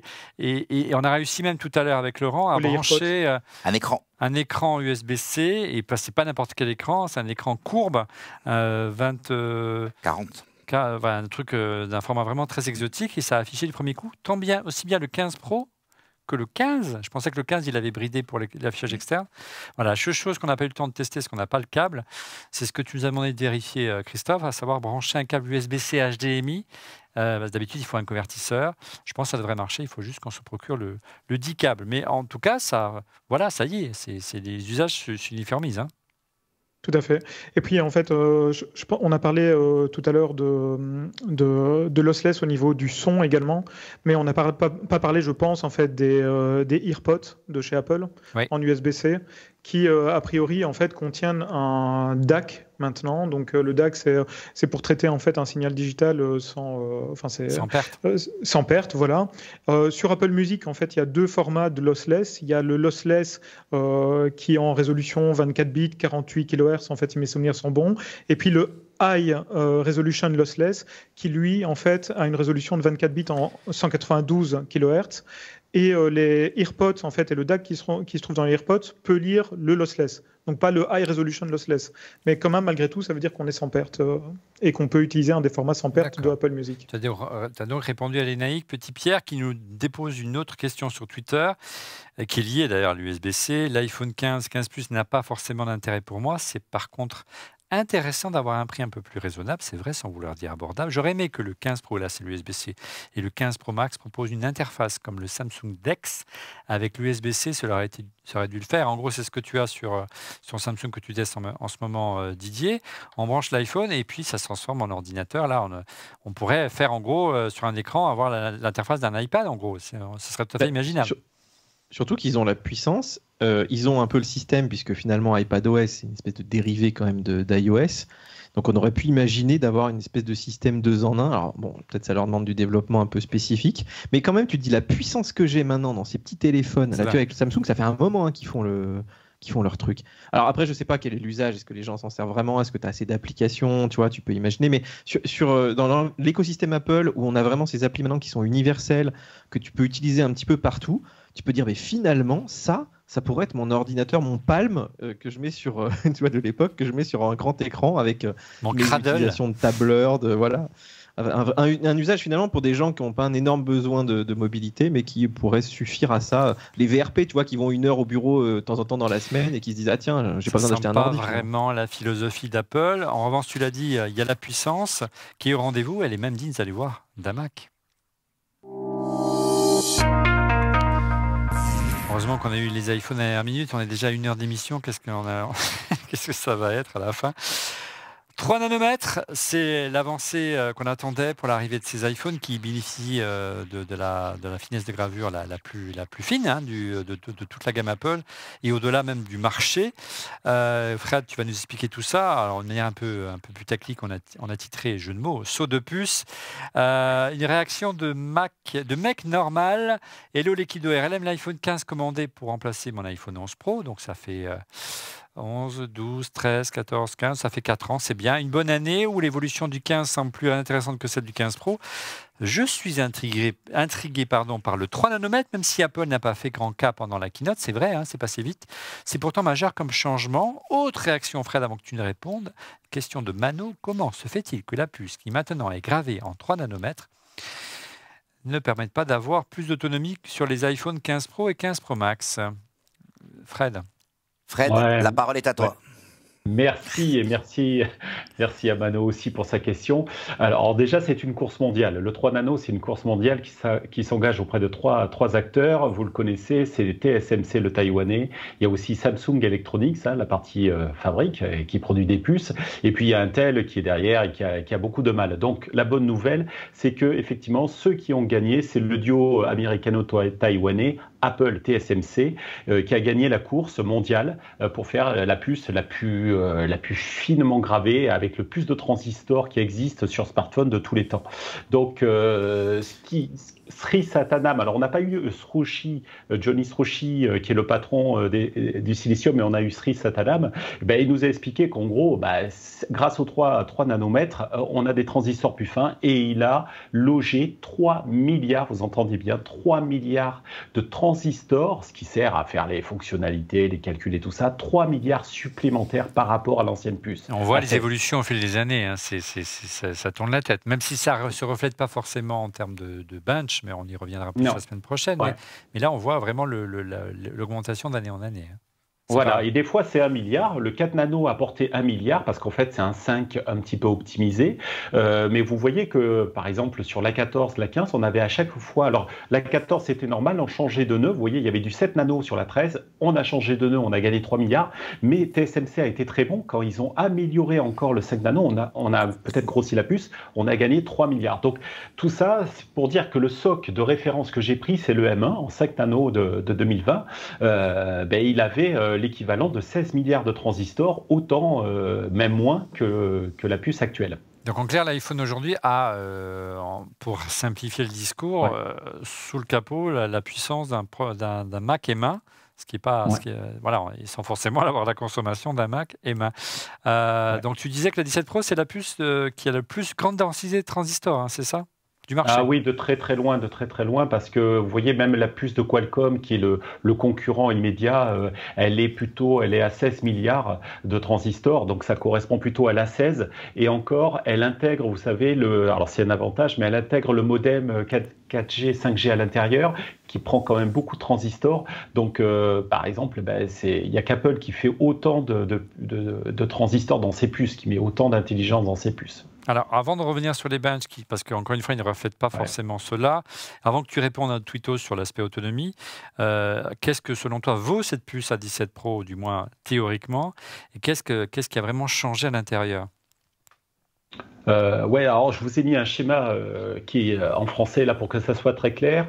Sri Satanam, il a commencé par expliquer que le CPU, en gros, ça n'allait pas trop bouger. Il faut dire qu'ils ont la Rolls-Royce, ils sont très très loin devant tout le monde, même devant Qualcomm. Donc il a rajouté un 10%. On ne sait pas trop ce qu'ils ont fait, mais enfin un petit peu. Ils ont un petit peu modifié, mais ils n'ont pas changé le design de la partie CPU. Il faut dire que c'est très rapide. Par contre, ils ont insisté sur 3 autres points. Je mets de côté l'USB 3 qui arrive, on en a parlé, qui fait des transferts x20. Ce qui est vraiment les 2 gros points, c'est le Neural Engine qui est doublé. Donc ça, c'est ce qu'appelle Laurent l'intelligence artificielle transparente. Ça se voit pas, et non pas invisible. Invisible, je dis. Elle est invisible ou transparente, c'est-à-dire que ça se voit pas et Apple ne veut pas qu'on voit forcément. Ils sont discrets, ils sont sobres. Par contre, c'est utilisé de plus en plus et là, ils ont doté cette puce de 2 fois plus de capacité. C'est 35 teraflops, ça veut dire 35 000 milliards d'opérations à la seconde. C'est colossal, donc ça veut dire qu'ils préparent l'avenir, ils veulent de toute façon qu'on passe un cap au niveau du Neural Engine, et donc vu que ces iPhones vont durer au moins 5 à 6, voire 7 ans, il fallait vraiment mettre un coup dessus. Donc ça ils l'ont très mal vendu, mais ils n'ont pas tellement à le vendre. Et par contre, ce qu'ils ont vendu, c'est le GPU qui, lui, a été complètement refait. Donc ils ont viré, d'après ce que j'ai appris, ça ils le disent pas, mais ils ont viré en fait les anciens shaders, c'est-à-dire les unités de calcul dispute qu'ils avaient eue avec Imagination. Vous savez, il y a eu un procès, ils avaient trouvé un terrain à l'amiable. Donc là, maintenant, l'architecture, elle est purement Apple de A à Z. Ils ont rajouté évidemment un cœur, puisqu'ils ont plus de transistors, c'est plus fin, ils ont pu rajouter un cœur GPU. Un cœur de plus. Ouais, du coup, ça fait 20%. Ça fait 20%. Il y avait 5 heures, on est passé à 6. Ça fait 20% d'augmentation. Et puis surtout, alors là, ça a été très bien. On en parlera après avec le gaming. Mais ils ont rajouté des fonctionnalités en hardware, notamment le ray tracing matériel. Le ray tracing, c'est ce qui permet de faire les réflexions, les ombres, les lumières. On va en parler. Voilà, on en reparlera. Là, par rapport au logiciel, ce que les jeux faisaient de façon logicielle, là, c'est x4. L'accélération est colossale. Et ça va permettre des animations supérieures. Et puis le dernier point qui est hyper important, c'est la partie engine, je vous l'ai mis en bas. Le ProRes a évolué. On introduit le codec AV1 qui commence à se démocratiser en termes de décodage sur Internet, et notamment dans le monde Android. Le AV1 arrive en hardware. Et puis il y a beaucoup aussi de choses qui arrivent pour la partie gestion de l'affichage. Alors, tu parlais de jeux à l'instant, on parle même de ray tracing, tu l'as dit, pour la gestion des jeux AAA, on parle même d'une puissance proche d'une PS5. Qu'est-ce que tu comprends, comment tu analyses le fait que Apple mise autant sur le GPU et le GPU et le Neural Engine? Alors, on le sait, on en parle tous depuis plusieurs années. Apple met des briques pour le jeu. Il faut dire que sur le Mac, il n'y avait pas beaucoup de jeux. Par contre, il y a beaucoup de jeux sur l'App Store. Et donc, c'est des briques qui se constituent au fur et à mesure. Là, je pense qu'Apple, ils ont écouté, peut-être, sûrement, les éditeurs de jeux. Voilà, ils ont demandé aux éditeurs de jeux qu'est-ce que vous voulez pour convertir vos jeux console ou PC sur nos Mac et nos iPhones. Et les éditeurs, évidemment, ils ont dit on aimerait bien le ray tracing, on aimerait bien avoir plus de finesse, ça s'appelle du mesh shading. On voudrait aussi avoir de l'upscaling, c'est-à-dire pour avoir plus d'images par seconde, on voudrait que ça puisse augmenter la définition de façon hardware pour pouvoir gérer plus d'images. Et donc, ils ont dû faire une liste et Apple répond à ça parce que je pense qu'ils ont vraiment de grandes ambitions, et puis on l'a vu durant la keynote, sur la partie GPU, et donc je pense qu'il coche toutes les cases, mais il faut noter que Snapdragon de Qualcomm, la dernière version qui est sortie cette année, fait exactement la même chose. Ouais. Donc il s'aligne sur le monde Android. Petite parenthèse, je me tourne vers nos gamers sur Mac, ils ne sont pas nombreux, croyez-moi, malheureusement. À savoir Didier et Christophe, qu'est-ce que vous inspire ces annonces? Croyez-vous au scénario sur lequel Apple va réussir à convaincre les éditeurs à basculer en AAA? Nous, hier, lors de la présentation, le produit briefing d'Apple, ils nous ont dégainé un iPhone avec la dernière version du jeu d'Ubisoft, j'ai un trou, Resident Evil, c'est ça, la dernière version. Évidemment, ils ne jouaient pas avec les écrans, ils avaient mis des manettes, tu sais, qu'on encastre comme sur une Nintendo Switch. Bref, et ils ont insisté sur la facilité de portage. Et moi, je suis un peu perplexe quant à la facilité de portage d'un jeu AAA pour console ou PC sur iPhone, iPad. Et la bonne nouvelle, c'est peut-être le Mac demain. Votre avis, les amis? Non, mais je pense qu'il faut pas avoir peur, Oli, pour la partie portage. Rassure-toi. Je suis perplexe. Je suis pas peur. Je suis perplexe. Quant à la volonté je te sentais très nerveux et très anxieux. J'étais nerveux en début d'émission, là je suis très détendu. Merci. Fais attention à ton petit cœur, Olivier. Oui. Non, mais effectivement, là, en fait, on le voit. Il y a des AAA en fait qui sont portés. Tu as Resident Evil 4, le remake, Resident Evil Village, donc ces deux jeux de Capcom. Tu as Death Stranding d'Hideo Kojima. Tu as Assassin's Creed, Mirage, dont tu parlais à l'instant, etc., etc. The Division Resurgence, etc. Ce sont des jeux qui arrivent en cette fin d'année et début 2024. Ce sont des AAA. Et ça montre en fait qu'il est possible de porter les jeux. Possible, bien sûr. Voilà, Capcom n'a pas. Je suis à peu près sûr en fait que Capcom n'a pas mis des efforts de 2 ans d'affilée en fait pour porter le jeu sur l'iPhone. Et tout simplement aujourd'hui en fait il y a des moteurs 3D comme Unity, comme Unreal Engine, comme Capcom a le sien aussi en fait. Le RE Engine. Dans cette émission pour nos décors notamment. Oui. Voilà, exactement. Donc RE Engine en fait pour Capcom, Unreal et Unity. Ne fût-ce que ces trois-là en fait ont un portage facilité pour aller sur l'infrastructure en fait matérielle de Apple. Et donc globalement en fait c'est tout à fait possible. Comme le disait Fred tout à l'heure, tu parlais de shader, Fred. Donc les shaders, juste pour ceux qui juste pour bien comprendre en fait un shader, ce sont des effets en fait sur l'écran. Donc une déformation sur un écran, un reflet, une colorimétrie particulière, etc. Et donc quand on parle de shader, il y a des shaders logiciels et des shaders matériels. Et donc Fred parlait des shaders matériels en fait qui tournent sur la puce. On voit qu'il y en a de plus en plus qui sont prévus au sein de l'iPhone. Et ça, c'est pas pour faire tourner un système d'exploitation, c'est pour faire tourner des jeux. Donc en fait, c'est un signe fort et précis de la part de Apple pour dire on veut aller dans le jeu vidéo. Didier, tu es aussi optimiste. On ne doute pas de la volonté d'Apple, mais est-ce que tu penses que les éditeurs seront réceptifs? Ça fait des années qu'on a pas un discours aussi fort, mais on sent quand même une frilosité des éditeurs de s'y mettre. Mais en fait, c'est un peu aussi la faute d'Apple. C'est-à-dire que je suis totalement d'accord avec ce que dit Christophe, c'est-à-dire que ils ont mis ce qu'il fallait où il fallait, parce qu'ils étaient aussi un peu en retard. En fait, ce qui se passe, c'est que cette puce, elle est aussi utilisée pour le Mac. Donc potentiellement, c'est des choses qui sont très bien pour nous parce qu'on se dit tiens, on va pouvoir avoir du ray tracing sur Mac avec un peu plus de GPU, un peu plus de cœur et tout. Donc en fait, on va commencer à avoir de bonnes machines. Mais en fait, les bonnes machines, quelque part, on les a déjà depuis un petit moment. Le truc, c'est qu'Apple, je pense que dans son cœur de direction, les gens qui dirigent Apple n'ont pas cette culture de jeu. Et quand tu discutes avec tous les éditeurs, ils te disent la même chose. Ils te disent il y a une volonté de plein de gens, mais pas le vrai décisionnel qui serait... par exemple, on a quand même un casque de folie qui a été présenté il y a 3 mois. Bigre. Ils ont montré un jeu dessus, mais c'est quand même fou. Tu lances un casque de réalité virtuelle, tu n'as pas de studio de jeu derrière, tu n'as pas de grandes ambitions en termes de jeu. Tous ceux qui ont travaillé avec Apple Arcade, ils t'ont dit ouais mais Apple ne sait pas ce qu'il veut. Ils sont tout le temps en train de... Ne t'inquiète pas Didier, je vais finir par dire oui, il y aura leur offre d'emploi en fait pour devenir VP Gaming en fait, t'inquiète pas. Ah, ben on a des infos de première main, mon cher Christophe. Culture interne. Je pense que les gens qui sont derrière, qui ont beaucoup de volonté effectivement à mettre du hardware, à mettre des API, à mettre des briques, eux ils ont vraiment la volonté. Mais regarde Blizzard qui était quand même la boîte qui portait tous ses jeux sur Mac. Overwatch, il n'est pas sur Mac. Diablo 4, il ne sera pas sur Mac. Et tu dis quand même, c'est des gens... C'est Blizzard. C'est Blizzard, quoi. C'est emblématique. En fait, on n'a jamais eu aussi peu de jeux AAA sur Mac. C'était dans Refait LFA, on aurait dit solide, l'histoire de la transition justement sur Apple Silicon, elle était très très bien pour les performances, pour l'autonomie des machines. Mais par contre, on a perdu effectivement ces outils qui permettaient de faire des portages automatiques faciles. Il y avait vraiment des fois, tu pouvais le faire dans la journée et après c'était du tuning quoi. Et ça c'était incroyable, ces outils qui étaient à disposition et qui sont beaucoup plus compliqués maintenant parce qu'on change d'architecture. Et c'est pour ça qu'Apple a dit mais attendez, on peut les faire ces outils en fait.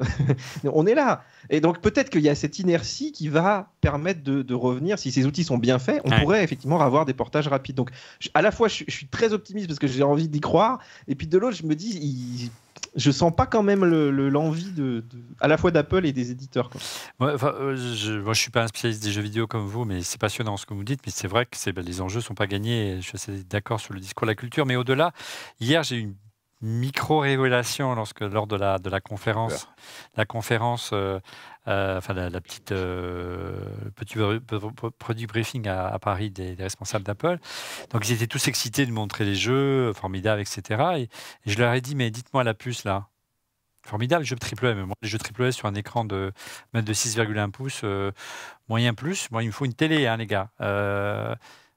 Dans 3 ans, votre puce, elle est dans l'Apple TV. Et là, il y a un ange qui est passé. Voilà. Là, par contre, on en rediscutera. Mais bon, 3 ans, je pense que les PS5, PS6 et Xbox auront fait des progrès aussi. Mais regarde, les consoles qu'ils vendent le plus, c'est la Switch. Ouais. Apple, ils auraient les moyens de te faire une iPhone Switch, un truc tout intégré, même pas forcément avec les toutes dernières puces. La démo qu'ils nous ont fait, c'est avec un petit joystick qui transforme effectivement l'iPhone en Switch, mais on en reviendra. Mais il faudra, je pense qu'on fasse une émission en entier parce qu'on a déjà 1h20 d'émission. Mais parce qu'il y a beaucoup de choses à dire encore pour ces premiers tests uniquement des iPhones. Mais il est clair que si Apple veut vraiment convaincre les éditeurs, il faut qu'ils donnent l'exemple en devenant éditeur de jeux vidéo, ni plus ni moins. Voilà, allez-y les gars, rachetez Nintendo, rachetez un éditeur de jeux. Prenez exemple sur Microsoft et vous verrez que voilà, le Mac, l'iPhone sont vraiment des plateformes triple S, qui est loin d'être le cas aujourd'hui. Alors, si on répondait à la question, Fred, s'il te plaît, concernant le 3 nanomètres, pourquoi Apple n'affiche pas une autonomie en hausse? Toi-même, tu nous disais, on était un peu déçus par le M2 en 5 nanomètres, on était déçus l'année dernière également par le 5 nanomètres plus, je ne sais plus comment tu l'appelles, en disant, mais tu vas voir, Olivier, l'année prochaine, avec la 3 nanomètres, tout va changer, tu vas voir le bon de performance et le bon en autonomie. Comment dire? Ben oui, c'est pas ce que j'attendais aussi. Alors, la première hypothèse, c'est que TSMC, dans ses prévisions, je pense à un problème de rendement. Il n'est pas, dans cette première version, il n'est pas capable d'offrir les deux à la fois, c'est-à-dire augmenter la finesse de gravure pour mettre plus de transistors et en même temps qu'il consomme moins.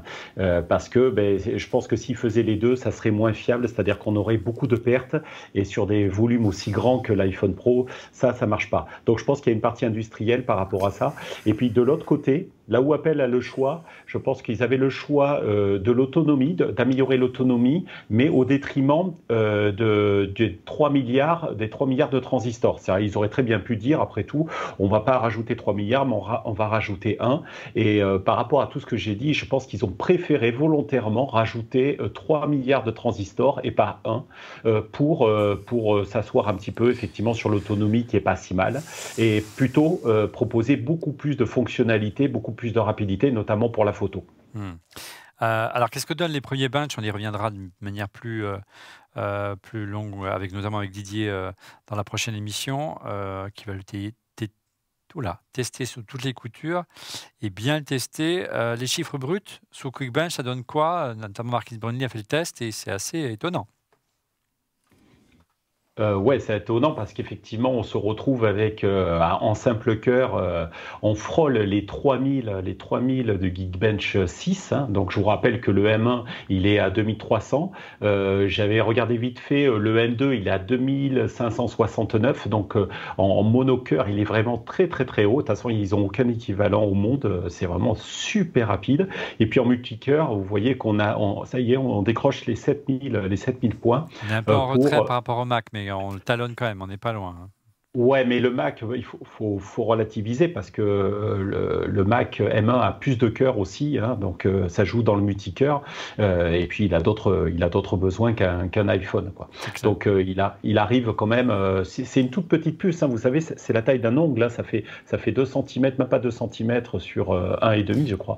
Donc c'est vraiment des petites puces. Et là, on voit la vertu concrètement de la gravure à 3 nanomètres, et c'est vrai que peut-être cette techno est encore un peu jeune, c'est ce que tu essaies d'expliquer en fait, Fred. Oui, il faut savoir que TSMC, ce qu'ils voulaient faire avec Apple, ils n'avaient qu'un client qui était capable d'assurer ce 3 nanomètres, c'était Apple. Ils voulaient être les premiers pour tester et amortir l'usine qui a coûté juste la bagatelle, on estime à 20 milliards de dollars l'usine, hein, pour arriver à faire ça. Vous voyez, il n'y a pas plus cher comme usine dans le monde. Ouais. Et donc, je pense qu'ils voulaient faire quand même une puce qui a un bon rendement et qui sorte très très vite pour casser Samsung, et je pense qu'ils vont améliorer le processus très vite, et sûrement qu'on va voir les bénéfices, notamment sur la baisse de conso d'énergie et puis d'autres choses, comme on l'a vu sur le 5 tout à l'heure. Le 5 nanomètres avait évolué, on va le voir arriver dans les années qui arrivent, c'est-à-dire dès 2025, je pense. C'est doublement intéressant ce que nous dit, parce qu'effectivement ça permet de nous porter sur le futur. Qu'est-ce que ce A17 Pro en 3 nanomètres nous permet d'envisager pour le futur M3 de nos Mac et iPod, qu'on espère arriver bientôt, mais j'ai bien peur qu'il va falloir attendre encore un petit peu. Oui, parce que moi, contrairement à mon niveau, hein, parce que je ne suis pas Mark Gurman de Bloomberg, mais j'ai toujours dit qu'il n'y aurait pas de 3 nanomètres, ni cet été, ni cette année. C'était trop tôt par rapport aux infos que j'avais de Taïwan et des collègues qui travaillent sur ça. Mais Actuellement, la puce, elle nous donne quand même quelques infos sur nos futurs M3 qui vont arriver en 2024. Déjà, le Neural Engine. Le Neural Engine arrive toujours sur l'iPhone et il est porté en l'état sur... c'est vraiment le même qui est porté sur le M3. Donc, du coup, on va voir un Neural Engine qui va faire x2. Donc ça va être très, très sympa pour nos applications macOS. Le deuxième enseignement, c'est ce que disait Didier tout à l'heure et Christophe, c'est que le nouveau GPU c'est un nouveau design et on va gagner effectivement 20% de performance en plus. On va gagner effectivement par cœur. On va gagner le ray tracing. On va gagner tout ça pour le jeu sur nos Mac. Ça va être super pour le portage des jeux qui va être facilité. Mais comme sur les M3, M3 Pro, M3 Max, M3 Ultra, on a beaucoup plus de GPU qu'on en a sur l'iPhone. Je rappelle qu'on n'est qu'à 5. J'imagine très bien un M3 passer, par exemple, avec la finesse de 10 à 12 cœurs GPU. Donc, vous voyez, on va gagner des cœurs et en plus, ils seront 20% plus rapides. Donc là, ça va être génial. Et puis, sur le design des cœurs CPU, on l'a vu cette année, je pense que ça va être converti en l'état sur le M3. Alors, c'est 10%. Mais s'ils arrivent à rajouter, par exemple, des cœurs CPU supplémentaires, puisqu'on va avoir plus de place, on va peut-être rajouter des cœurs supplémentaires, ça veut dire qu'on va peut-être avoir 25% d'augmentation des capacités CPU ajoutées aux 10%. Donc, ça promet de belles choses. Ouais. Il y a une double problématique au-delà du plafond de verre que doit rompre TSMC et Apple autour du 3 nanomètres et produire et sans déchets. Il y a aussi le plafond de verre de la localisation, tu l'as dit, de ces usines qui sont à Taïwan, qui sont dans une zone géographique assez disputée, c'est le moins qu'on puisse dire. Après ce qui s'est notamment passé en Ukraine, on peut être légitimement inquiet sur l'avenir de Taïwan avec la proximité de la Chine à côté, qui réclame le territoire et pourrait donc un jour l'annexer. Donc là, il y a tout azimut une volonté de construire de nouvelles usines et on sait que dans des zones en dehors de Taïwan, aux États-Unis notamment, et on sait que c'est très compliqué d'exporter cette techno et d'arriver à une maîtrise que savent si bien faire les usines en Taïwan. Une question qui nous relance encore et qui te relance, Fred, et on va conclure sur l'autonomie de Ninail. Je leur souhaite une bien meilleure batterie que le 14 Pro. Tu avais été déçu, toi, du 14 Pro, Laurent, toi qui en avais un, franchement? Non. Alors, qu'est-ce qu'on sait de l'autonomie? Alors, attends. Moi, je suis pas d'accord, mais... Attends. J'avais un 13 Pro Max. Ah. Je suis passé du 13 Pro Max au... C'est l'inverse. On a inversé l'an dernier. Donc, j'avais un 13 Pro Max et je suis passé au 14 Pro. La raison, c'était que le poids était vraiment trop lourd pour moi. Okay, je le trouvais vraiment confortable à l'écran, mais trop lourd et trop grand dans la poche. Quand je suis passé du 13 Pro Max au 14 Pro, j'avais l'impression que le téléphone, l'autonomie était catastrophique. Maintenant... Tu perdais un tiers de batterie même un peu plus. J'avais l'impression que je ne rechargeais, je tenais la journée sans jamais aucun stress avec le 13 Pro Max, alors que le 14 Pro, j'arrive très souvent en fin de journée à devoir recharger parce que j'ai plus. Et j'ai développé... c'est pour ça que je suis toujours en train de courir après les batteries et tout. J'adore les packs externes parce que c'est un backup quand tu te retrouves embêté. Maintenant... il faut que tu t'y prennes un peu. Si tu pars le matin bien chargé, tu vois. Mais avec le 14 Pro Max, je tiens largement un jour et demi. Donc voilà, mais bon. Je dis pas, c'est pas un oui, c'est pas un oui franc. Ça reste un bon téléphone en termes d'autonomie. Maintenant, je le plie très souvent. Didier, brièvement. Brièvement, alors c'est intéressant parce que moi l'autonomie, je trouve que c'est une catastrophe sur le 14 Pro Max. Moi, je ne finis pas la journée. Je suis un gros utilisateur. 14 Pro Max. Tu tiens mis pas la journée?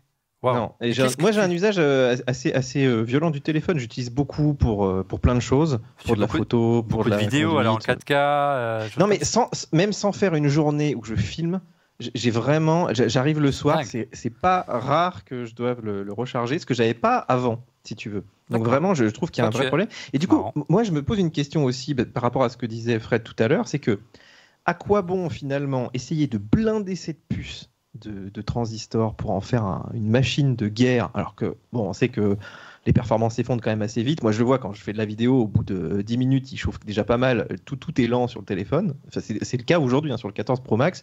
Tu fais de la vidéo, il est un peu chaud pour un peu que tu sois dehors, ou pour un peu que tu aies mis une coque, le truc il s'effondre tout de suite. Est-ce qu'il y a un intérêt vraiment à blinder cet appareil de technologie plutôt qu'à lui mettre justement un petit peu d'autonomie, profiter de ce passage à 3 nanomètres, et puis de faire profiter plutôt les Mac qui ont une ventilation active, qui ont des vraies applications professionnelles derrière. Non, mais est-ce que vraiment aujourd'hui, on a beaucoup de gens qui utilisent les performances même de la 16 qui se disent oh là là, vivement la nouvelle puce? Je pense pas. C'est drôle qu'il soit autant, que l'iPhone soit autant l'espèce de faire valoir technologique, leur vitrine, et pas le Mac qui arrive 2 ans après presque, tu vois. C'est l'inverse. Tu vois, Fred, toi, t'en penses quoi, toi? Ce serait pas plus prioritaire de mettre ça sur le Mac? Quand tu as 60-70% de ton chiffre d'affaires qui est fait sur l'iPhone, au codir, c'est vite réglé. Voilà. Allez, brièvement, les batteries, tu le disais en préambule tout à l'heure, Laurent, les batteries voient leur capacité légèrement augmenter cette année. Plus que légèrement, on avait l'iPhone 14 qui était à 3279 mAh, il passe à 3003, le 15 passe à 3349. On avait le 14 Plus qui était à 4325 qui passe à 4383. Ouais, presque donc pareil. Alors c'est un peu plus, mais c'est presque pareil. Tu vas voir, on avait le 14 Pro qui était à 3200 qui passe à 3000, le 15 Pro 3274. Ouais, donc et c'est vraiment quasiment la même chose. Ouais, et le 14 Pro Max qui était à 4003 et qui passe à 4422. C'est marrant parce que j'avais des écarts beaucoup plus forts que ça, moi. Tu vois, j'ai dans mes calculs. Je ne sais pas où c'est que j'ai pris mes chiffres. Bon, et en utilisation, ça donne quoi? Je pense que le 15 tiendra aisément une bonne journée, mais pas au-delà, avec un usage normal. Le 15 Plus peut déborder largement sur le lendemain. Après, ça dépend aussi ce que te dit Didier. On verra. Je suis un psychopathe de l'usage du téléphone. Moi, je pense que le ProMotion et l'écran toujours allumé sont vraiment 2 facteurs qui... Moi, je l'ai vu à partir du moment où on a eu ça. Ça a été quand même je pense que j'en ai perdu 20% quasiment de l'autonomie. On aura l'occasion d'y revenir ensemble dans la prochaine émission. On parlera également du Wi-Fi 6E. On est un peu sceptique. Là, on n'a pas vraiment pu tout tester. Vous l'avez bien compris, il y a 1h30 d'émission. Le 6E, on y reviendra également dans une prochaine émission. Allez, un bref tour d'horizon autour un vrai zoom. Quelle est la qualité du zoom x2 des iPhone 15 et iPhone 15 Plus? C'est la question de 14H Nico. Laurent 2. C'est pas toi ça, Laurent 2. Bonsoir, je vais remplacer mon iPhone 11 Pro par un 15. Le capteur principal est presque identique que sur les Pro et classiques, 48 millions de pixels avec possibilité de x2. Cependant, ils apparaissent plus gros sur les photos officielles. Y a-t-il concrètement une différence? Merci. Alors, on va vous montrer des photos d'Apple parce qu'encore une fois, on n'est pas dans les meilleures conditions pour faire des photos. On ne voulait pas faire ça à la va-vite, on y reviendra dans 15 jours. Qu'est-ce qu'on peut dire brièvement? Peut-être Christophe, peut-être Didier, peut-être Fred. Déjà, ce qui est important cette année, c'est que finalement, celui qui progresse le plus en termes de capacité photo, c'est l'iPhone 15. C'est ça, oui. Et puis, c'est ça qui passe à 48 mégapixels, en fait, pour la partie capteur. Et puis, il y a ce zoom optique, en fait, malgré tout, en fait, qui continue à progresser dans la gamme, en 2 fois sur l'iPhone 15 et l'iPhone 15 Plus, en 3 fois sur l'iPhone 15 Pro et en 5 fois sur l'iPhone 15 Pro Max. C'est-à-dire que tu as enfin un zoom sur l'iPhone 15 que tu n'avais pas auparavant. C'est-à-dire que tu croppes dans l'image, c'est ça? Exactement, monsieur. Didier, mais en fait, qu'est-ce qu'on appelle un zoom? Parce qu'un zoom, en fait, il n'y a pas une définition claire. Ouais. Tu as plusieurs focales donc, qui te permettent d'avoir un champ plus ou moins large ou pas. Et en fait, ce qui se passait avec les iPhones, c'est qu'ils étaient en 12 mégapixels. Donc, si tu fais une photo en 12 mégapixels avec le même champ, la photo, tu feras la même photo avec un 14 ou un 15. Le truc, c'est que comme tu as plus de pixels dans le capteur, tu peux faire ce qu'on appelle un zoom dans le capteur. Donc, si tu prends toujours une image de 12 mégas, si tu vas zoomer tout au fond du capteur, tu auras plus de détails forcément dans ton image. Et c'est pas facile à comprendre comme ça. Ça comment un zoom optique? Voilà, il n'y a pas un zoom en plus qui est apparu, quoi. C'est juste le capteur qui a plus de pixels, donc tu peux zoomer dans l'image. En fait, par défaut, si Apple te donnait la pleine résolution de l'image, finalement, tu aurais juste plus de pixels sur ton image. Que je comprenne, Didier, encore une fois, on va faire les tests plus poussés. Sur l'iPhone 15, pour avoir cette fonction x2, il va falloir activer les 48 millions de pixels. Non, non, pas besoin, parce qu'en fait, si tu veux, par défaut, tu as toujours des photos de 12 mégapixels, alors que tu as un capteur de 48, c'est-à-dire que Apple va en fait assembler des pixels pour en faire qu'un, mais finalement, tu perds de la définition par défaut. Encore une fois, quand tu prends une photo par défaut, tu perds de la définition. Le fait de zoomer te permet d'avoir la même photo de 12 mégapixels, mais voilà, un petit peu plus grosse, comme un zoom optique. Regardez ces photos faites avec l'iPhone 15, au-delà du talent et des kilos de lumière que dispose Apple, parce qu'il y a aussi pas mal de lumière en plus. Voilà, l'iPhone 15 n'a rien à envier à l'iPhone 15 Pro sur ces photos-là. L'iPhone 15 Pro, parlons-en, parce que la principale nouveauté, c'est l'arrivée du Zoom 5X sur l'iPhone 15 Pro Max. Il y a une question de Nico Bukowski. Le Zoom 5x5 est vraiment une nouveauté plus que bienvenue, sachant que le retard qu'avait pris Apple sur le sujet était important. C'est vrai, Didier? Là, par exemple, le Galaxy, c'est le S23 Ultra que j'ai. Donc, tu vois, il a plus de focale, lui. Hein. Donc, il a un zoom qui est périscopique. Je crois que c'est celui qui est tout en bas, si je dis pas de bêtises. Et en fait, donc, en gros, lui, c'est plus simple sur le mien. Mais après, en fait, ce qui est marrant, c'est qu'on pourrait se dire, tiens, finalement, on pourrait avoir un zoom, tu sais, continu comme sur les réflexes, mais ils n'ont pas la place de mettre ça dans les téléphones. Donc, ils sont obligés de mettre plein de focales différentes pour faire ça. Mais Samsung, alors moi, je suis pas un utilisateur fervent de Samsung, mais c'est vrai, quand il fait beau, que tu as beaucoup de lumière, le zoom 10 fois de Samsung est assez exceptionnel, et ça fait un petit moment qu'ils l'ont maintenant. Quand chez Apple, tu as finalement que la moitié. Mais par contre, celui de Samsung, il a quand même pas une ouverture terrible. Et du coup, là, j'ai fait des tests, par exemple, en soirée simplement, et là, c'est déjà tout cracra.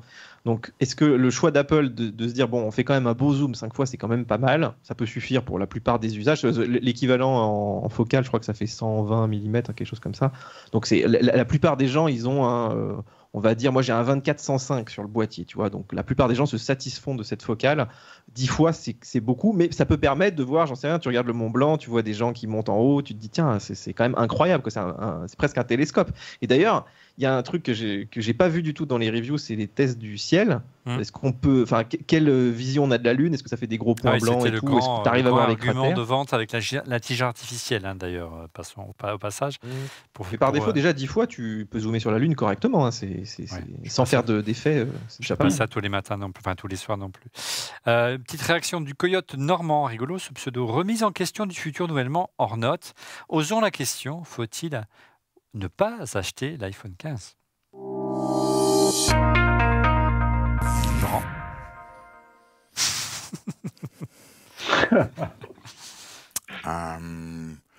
Je dirais que quelqu'un qui a un 14, qui a un iPhone 14, pourrait être en droit de se poser la question, est-ce que ça... Même un iPhone 13, même un iPhone 12.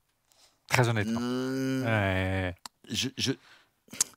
En tout cas, c'est la question de la semaine, Laurent. Oui, c'est la question de la semaine. C'est la question de la semaine. Écoute, je sais pas. Moi, je veux bien les réponses je veux bien toutes les réponses et on en reparle.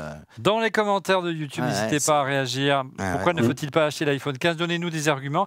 On l'a vu à de multiples reprises on changeait pas l'iPhone tous les ans et vous l'avez dit en creux, les amis, jusqu'à maintenant, Apple a intégré que on changeait d'iPhone pas tous les ans. Vous répondez exclusivement sur YouTube et on sélectionnera le gagnant la semaine prochaine. D'ailleurs, ça nous a inspiré un deuxième sondage. À quel rythme renouvelez-vous votre iPhone? Comme ça, les choses sont claires. Alors, ce n'est qu'un échantillon, mais ça donne quand même une tendance. Vous êtes uniquement 11,9% que de la famille de Stéphane Zibi qui renouvelle son iPhone tous les ans. Tous les 2 ans, ça monte un petit peu plus, c'est 27%, ce qui est déjà un peu plus raisonnable. Tous les 3 ans, encore plus raisonnable, 24,7%. Et une majorité, 37%, 4 ans et plus. Donc arrêtons de dire que les gens changent d'iPhone tous les ans. Arrêtons de dire qu'Apple pousse à changer tous les ans. Bien sûr qu'on a tous des gens qui se font plaisir et ils ont le droit de se faire plaisir et de changer d'iPhone s'ils le veulent, mais c'est loin d'être une majorité. Et on comprend mieux du coup les évolutions peut-être incrémentales.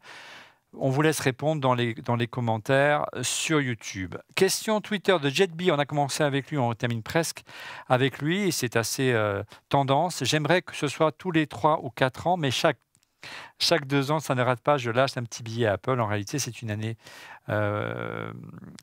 iPhone et une année Apple Watch par intermittence, et parfois des iPads et des Mac entre deux. Autre réaction de Manon, j'ai acheté un iPhone 3G, il est tombé en panne, je suis passé à l'iPhone 4, puis à l'iPhone SE, puis à l'iPhone 6S d'occasion, puis à l'iPhone 13 mini, acheté après sa sortie l'iPhone 14. Donc on est loin effectivement d'acheter des modèles tous les ans. Et encore une fois, on ne s'est pas forcé à sélectionner des témoignages qui allaient dans notre sens. Hein.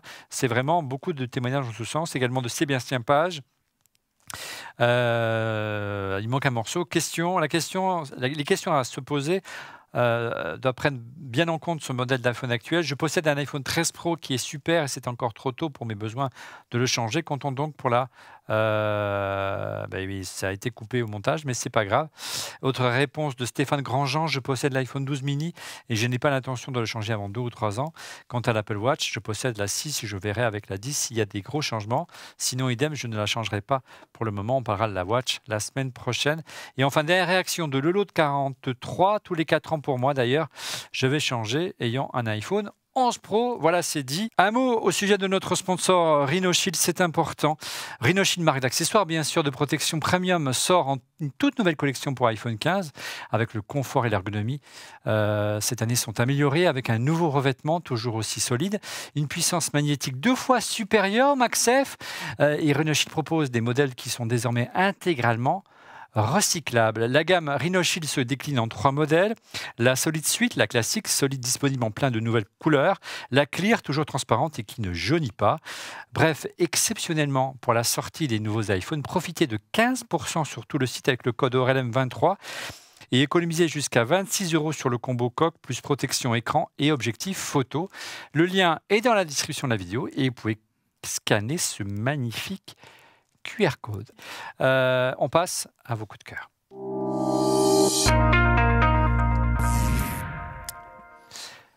Laurent est puni car il n'a pas de coup de cœur. On passe directement à Fred. Bon, ben, je vais parler pour deux. Alors, ouais. Alors mon coup de cœur, alors je suis un peu jugé parti parce que ça a été produit à Bordeaux. C'est le fameux Assassin's Creed Mirage qui est AAA, qui promet d'être magnifique, qui sort le 5 octobre. Je dis ça parce que ça a été produit par un studio bordelais, hein, c'est Ubisoft Bordeaux qui est né à peu près il y a 5-6 ans, je crois que c'est en 2007, ils sont nés, qui a fait complètement ce AAA. Ils ne sont pas qu'à Montpellier, c'est ça? Pardon? Ils ne sont pas qu'à Montpellier. Non, ils ne sont pas qu'à Montpellier. Ils sont vraiment... bon, ça a été présenté durant la keynote. Il y a eu 2 jeux d'Ubisoft, le français. Donc, on peut dire bravo aux Français et bravo à Ubisoft Bordeaux. D'ailleurs, peut-être que j'irai les voir quand ça sortira. On pourra faire peut-être un petit truc avec eux pour savoir leur retour d'expérience. Hein, ça serait sympa. Et il y a une exposition qui va être d'ailleurs faite à Bordeaux entre le 4 et le 12 octobre pour ceux qui sont sur place sur la création du jeu, parce qu'ils ont reconstitué en fait Bagdad au 9e siècle, si j'ai bien noté, pour refaire ce jeu. Donc c'est un jeu qui a l'air magnifique, qui tourne, on en parlait tout à l'heure, ils ont bien signé des accords avec des grands studios. Ça me rassure sur la politique d'Apple, puisqu'on va avoir ce jeu qui arrive début 2024 sur les iPhone 15 Pro et qui, j'espère, comme tu l'as dit, sera exportable sur un grand écran 4K avec des manettes. Il manque plus qu'un export avec l'USB-C et puis il n'y a pas de raison qu'on ne puisse pas le faire. Voilà, donc ça c'était mon coup de cœur. Merci beaucoup Fred. Didier, ton coup de cœur cette semaine? Alors, c'est un coup de cœur pas cher, et en plus je l'ai sur les oreilles. Ce sont les nouveaux EarPods, à ne pas confondre avec les AirPods.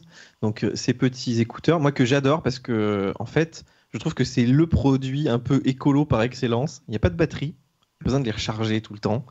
Ils coûtent pas cher. Ils marchent quasiment partout. Ils sont hyper fiables. Ils sont plutôt quali en plus, hein. Notamment le micro. Ouais. Hein. Et alors moi j'adore parce qu'en fait il a quand même un bon son, mais t'entends quand même tes collègues ou les gens autour. Donc c'est pour ça que j'aime bien ce format. Et le fait de les avoir sortis en USB-C, ce qui n'était pas le cas jusqu'à présent. Par exemple, tu avais un iPad, il fallait un adaptateur et tout, c'était un peu pénible. Et en fait là, je peux n'avoir plus qu'une paire de AirPods qui va marcher sur mon iPhone, sur mon iPad, sur mon Mac, même sur les Android, j'ai testé, il fonctionne. Et en plus, ça coûte 19 balles. C'est-à-dire, c'est le produit Apple, je pense, le moins cher du moment. Et ça va pas durer. Tous les gens comme moi qui font des jeux, qui font du montage, on a besoin du fil pour la latence. Ça marche pas avec les AirPods, les gros casques et tout. Ouais. Donc, je suis ravi de ces produits. Et tu vois, je vais pouvoir en avoir plus qu'une paire dans mon sac. puisque moi j'étais sympa, j'avais la version Lightning pour quand on m'appelait dans la rue, pas avoir le son dégoûtant des AirPods que tu as, Olivier, quand tu m'appelles. C'est vrai.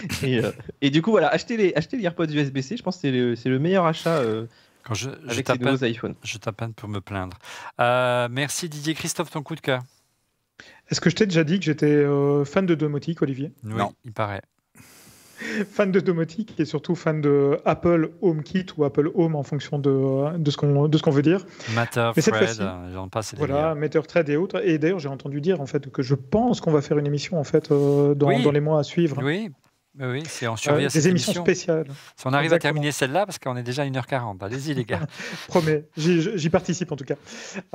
Et en réalité, ce dont je voulais vous parler, c'est un petit produit qui s'appelle le Home Hub Mount. C'est d'une marque qui s'appelle Elago. Ça coûte pas très cher en fait, parce que c'est une vingtaine d'euros.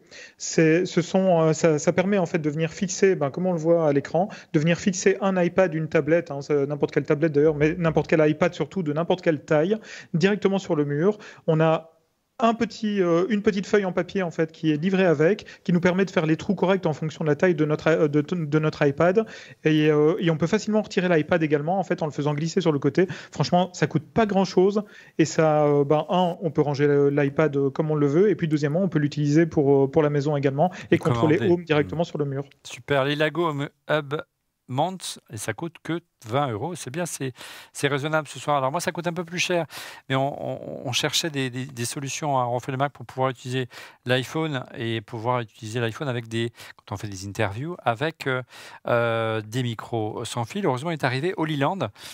C'est une petite marque chinoise plutôt quali. On a montré ça à notre ingénieur du son tout à l'heure. Regardez, comme c'est joliment bien présenté. Ça s'appelle les l'Arc C1. Ils viennent d'arriver. Hein. On va les tester plus en détail. Ça ressemble un petit peu à des boîtiers d'AirPods. Regardez, si j'ouvre, clac, et dedans vous avez un petit émetteur Lightning, évidemment Lightning pour l'iPhone 14. Il y a une version USB pour Android et qui marche sur l'iPhone 15. Et surtout, synchronisé, sans rien demander à personne, 2 micros HF que vous accrochez ici. Voilà, comme ça, voilà, clac. Ou l'autre, voilà, et sur le même téléphone, vous pouvez faire une interview en moins de 5 minutes. Nous, c'est sympa. Ça nous intéresse de les essayer, notamment pour faire de la visio. On va voir si c'est compatible avec la visio, si on peut partager avec la visio 2 micros pour pouvoir faire, par exemple, une visio avec 2 personnes. Nous, on fait beaucoup d'interviews ici dans le studio Electri-Dream, ça nous intéresse beaucoup. On va voir si on pourra récupérer le son. C'est ça la difficulté pour pouvoir s'entendre. Mais c'est vraiment sympa. Ça s'appelle le L'Arc C1 et ça coûte autour des 200 €. Le petit kit micro. Et évidemment, tout se recharge ici en USB-C et ça charge l'ensemble. C'est toujours chargé à 100% en tournage. Je te conseille, je ne sais pas si tu as essayé Didier, c'est vraiment pas mal. Est-ce que tu as du monitoring dessus? Mais justement, c'est ce qu'on doit vérifier. Il y a 2 prises. Il y a une prise USB-C sur le côté, et je pense que c'est le monitoring. Et si je branche ton câble magique USB-C, tes AirPods USB-C, je suis sûr qu'on aura du monitoring. Il faut qu'on essaye ça, et c'est ça qui nous manque, quoi. On va voir. Les amis, 1h45 d'émission. On est vraiment navrés pour les équipes en régie qui ont travaillé toute la journée parce qu'on a eu près de 3 tournages aujourd'hui pour On refait la F1 que vous avez retrouvé hier soir, etc., etc. Bref, c'est la fin de ce 489e épisode de On refait le Mac. Merci de l'avoir suivi. Un pré-test presque d'iPhone 15 et 15 Pro. On reviendra dans 15 jours sur le grand test. La semaine prochaine, on se retrouve pour une émission spéciale pour les Apple Watch. Merci encore, en tout cas, pour votre fidélité. Je vous donne rendez-vous la semaine prochaine pour un nouvel épisode et pour être prévenu en temps réel, bien sûr, de la mise en ligne. Je vous invite à vous abonner, bien sûr, à notre chaîne en cliquant sur le petit bouton et n'oubliez pas de cliquer également sur le petit pouce, ça fait plaisir. On compte sur vous. À la semaine prochaine. Bye.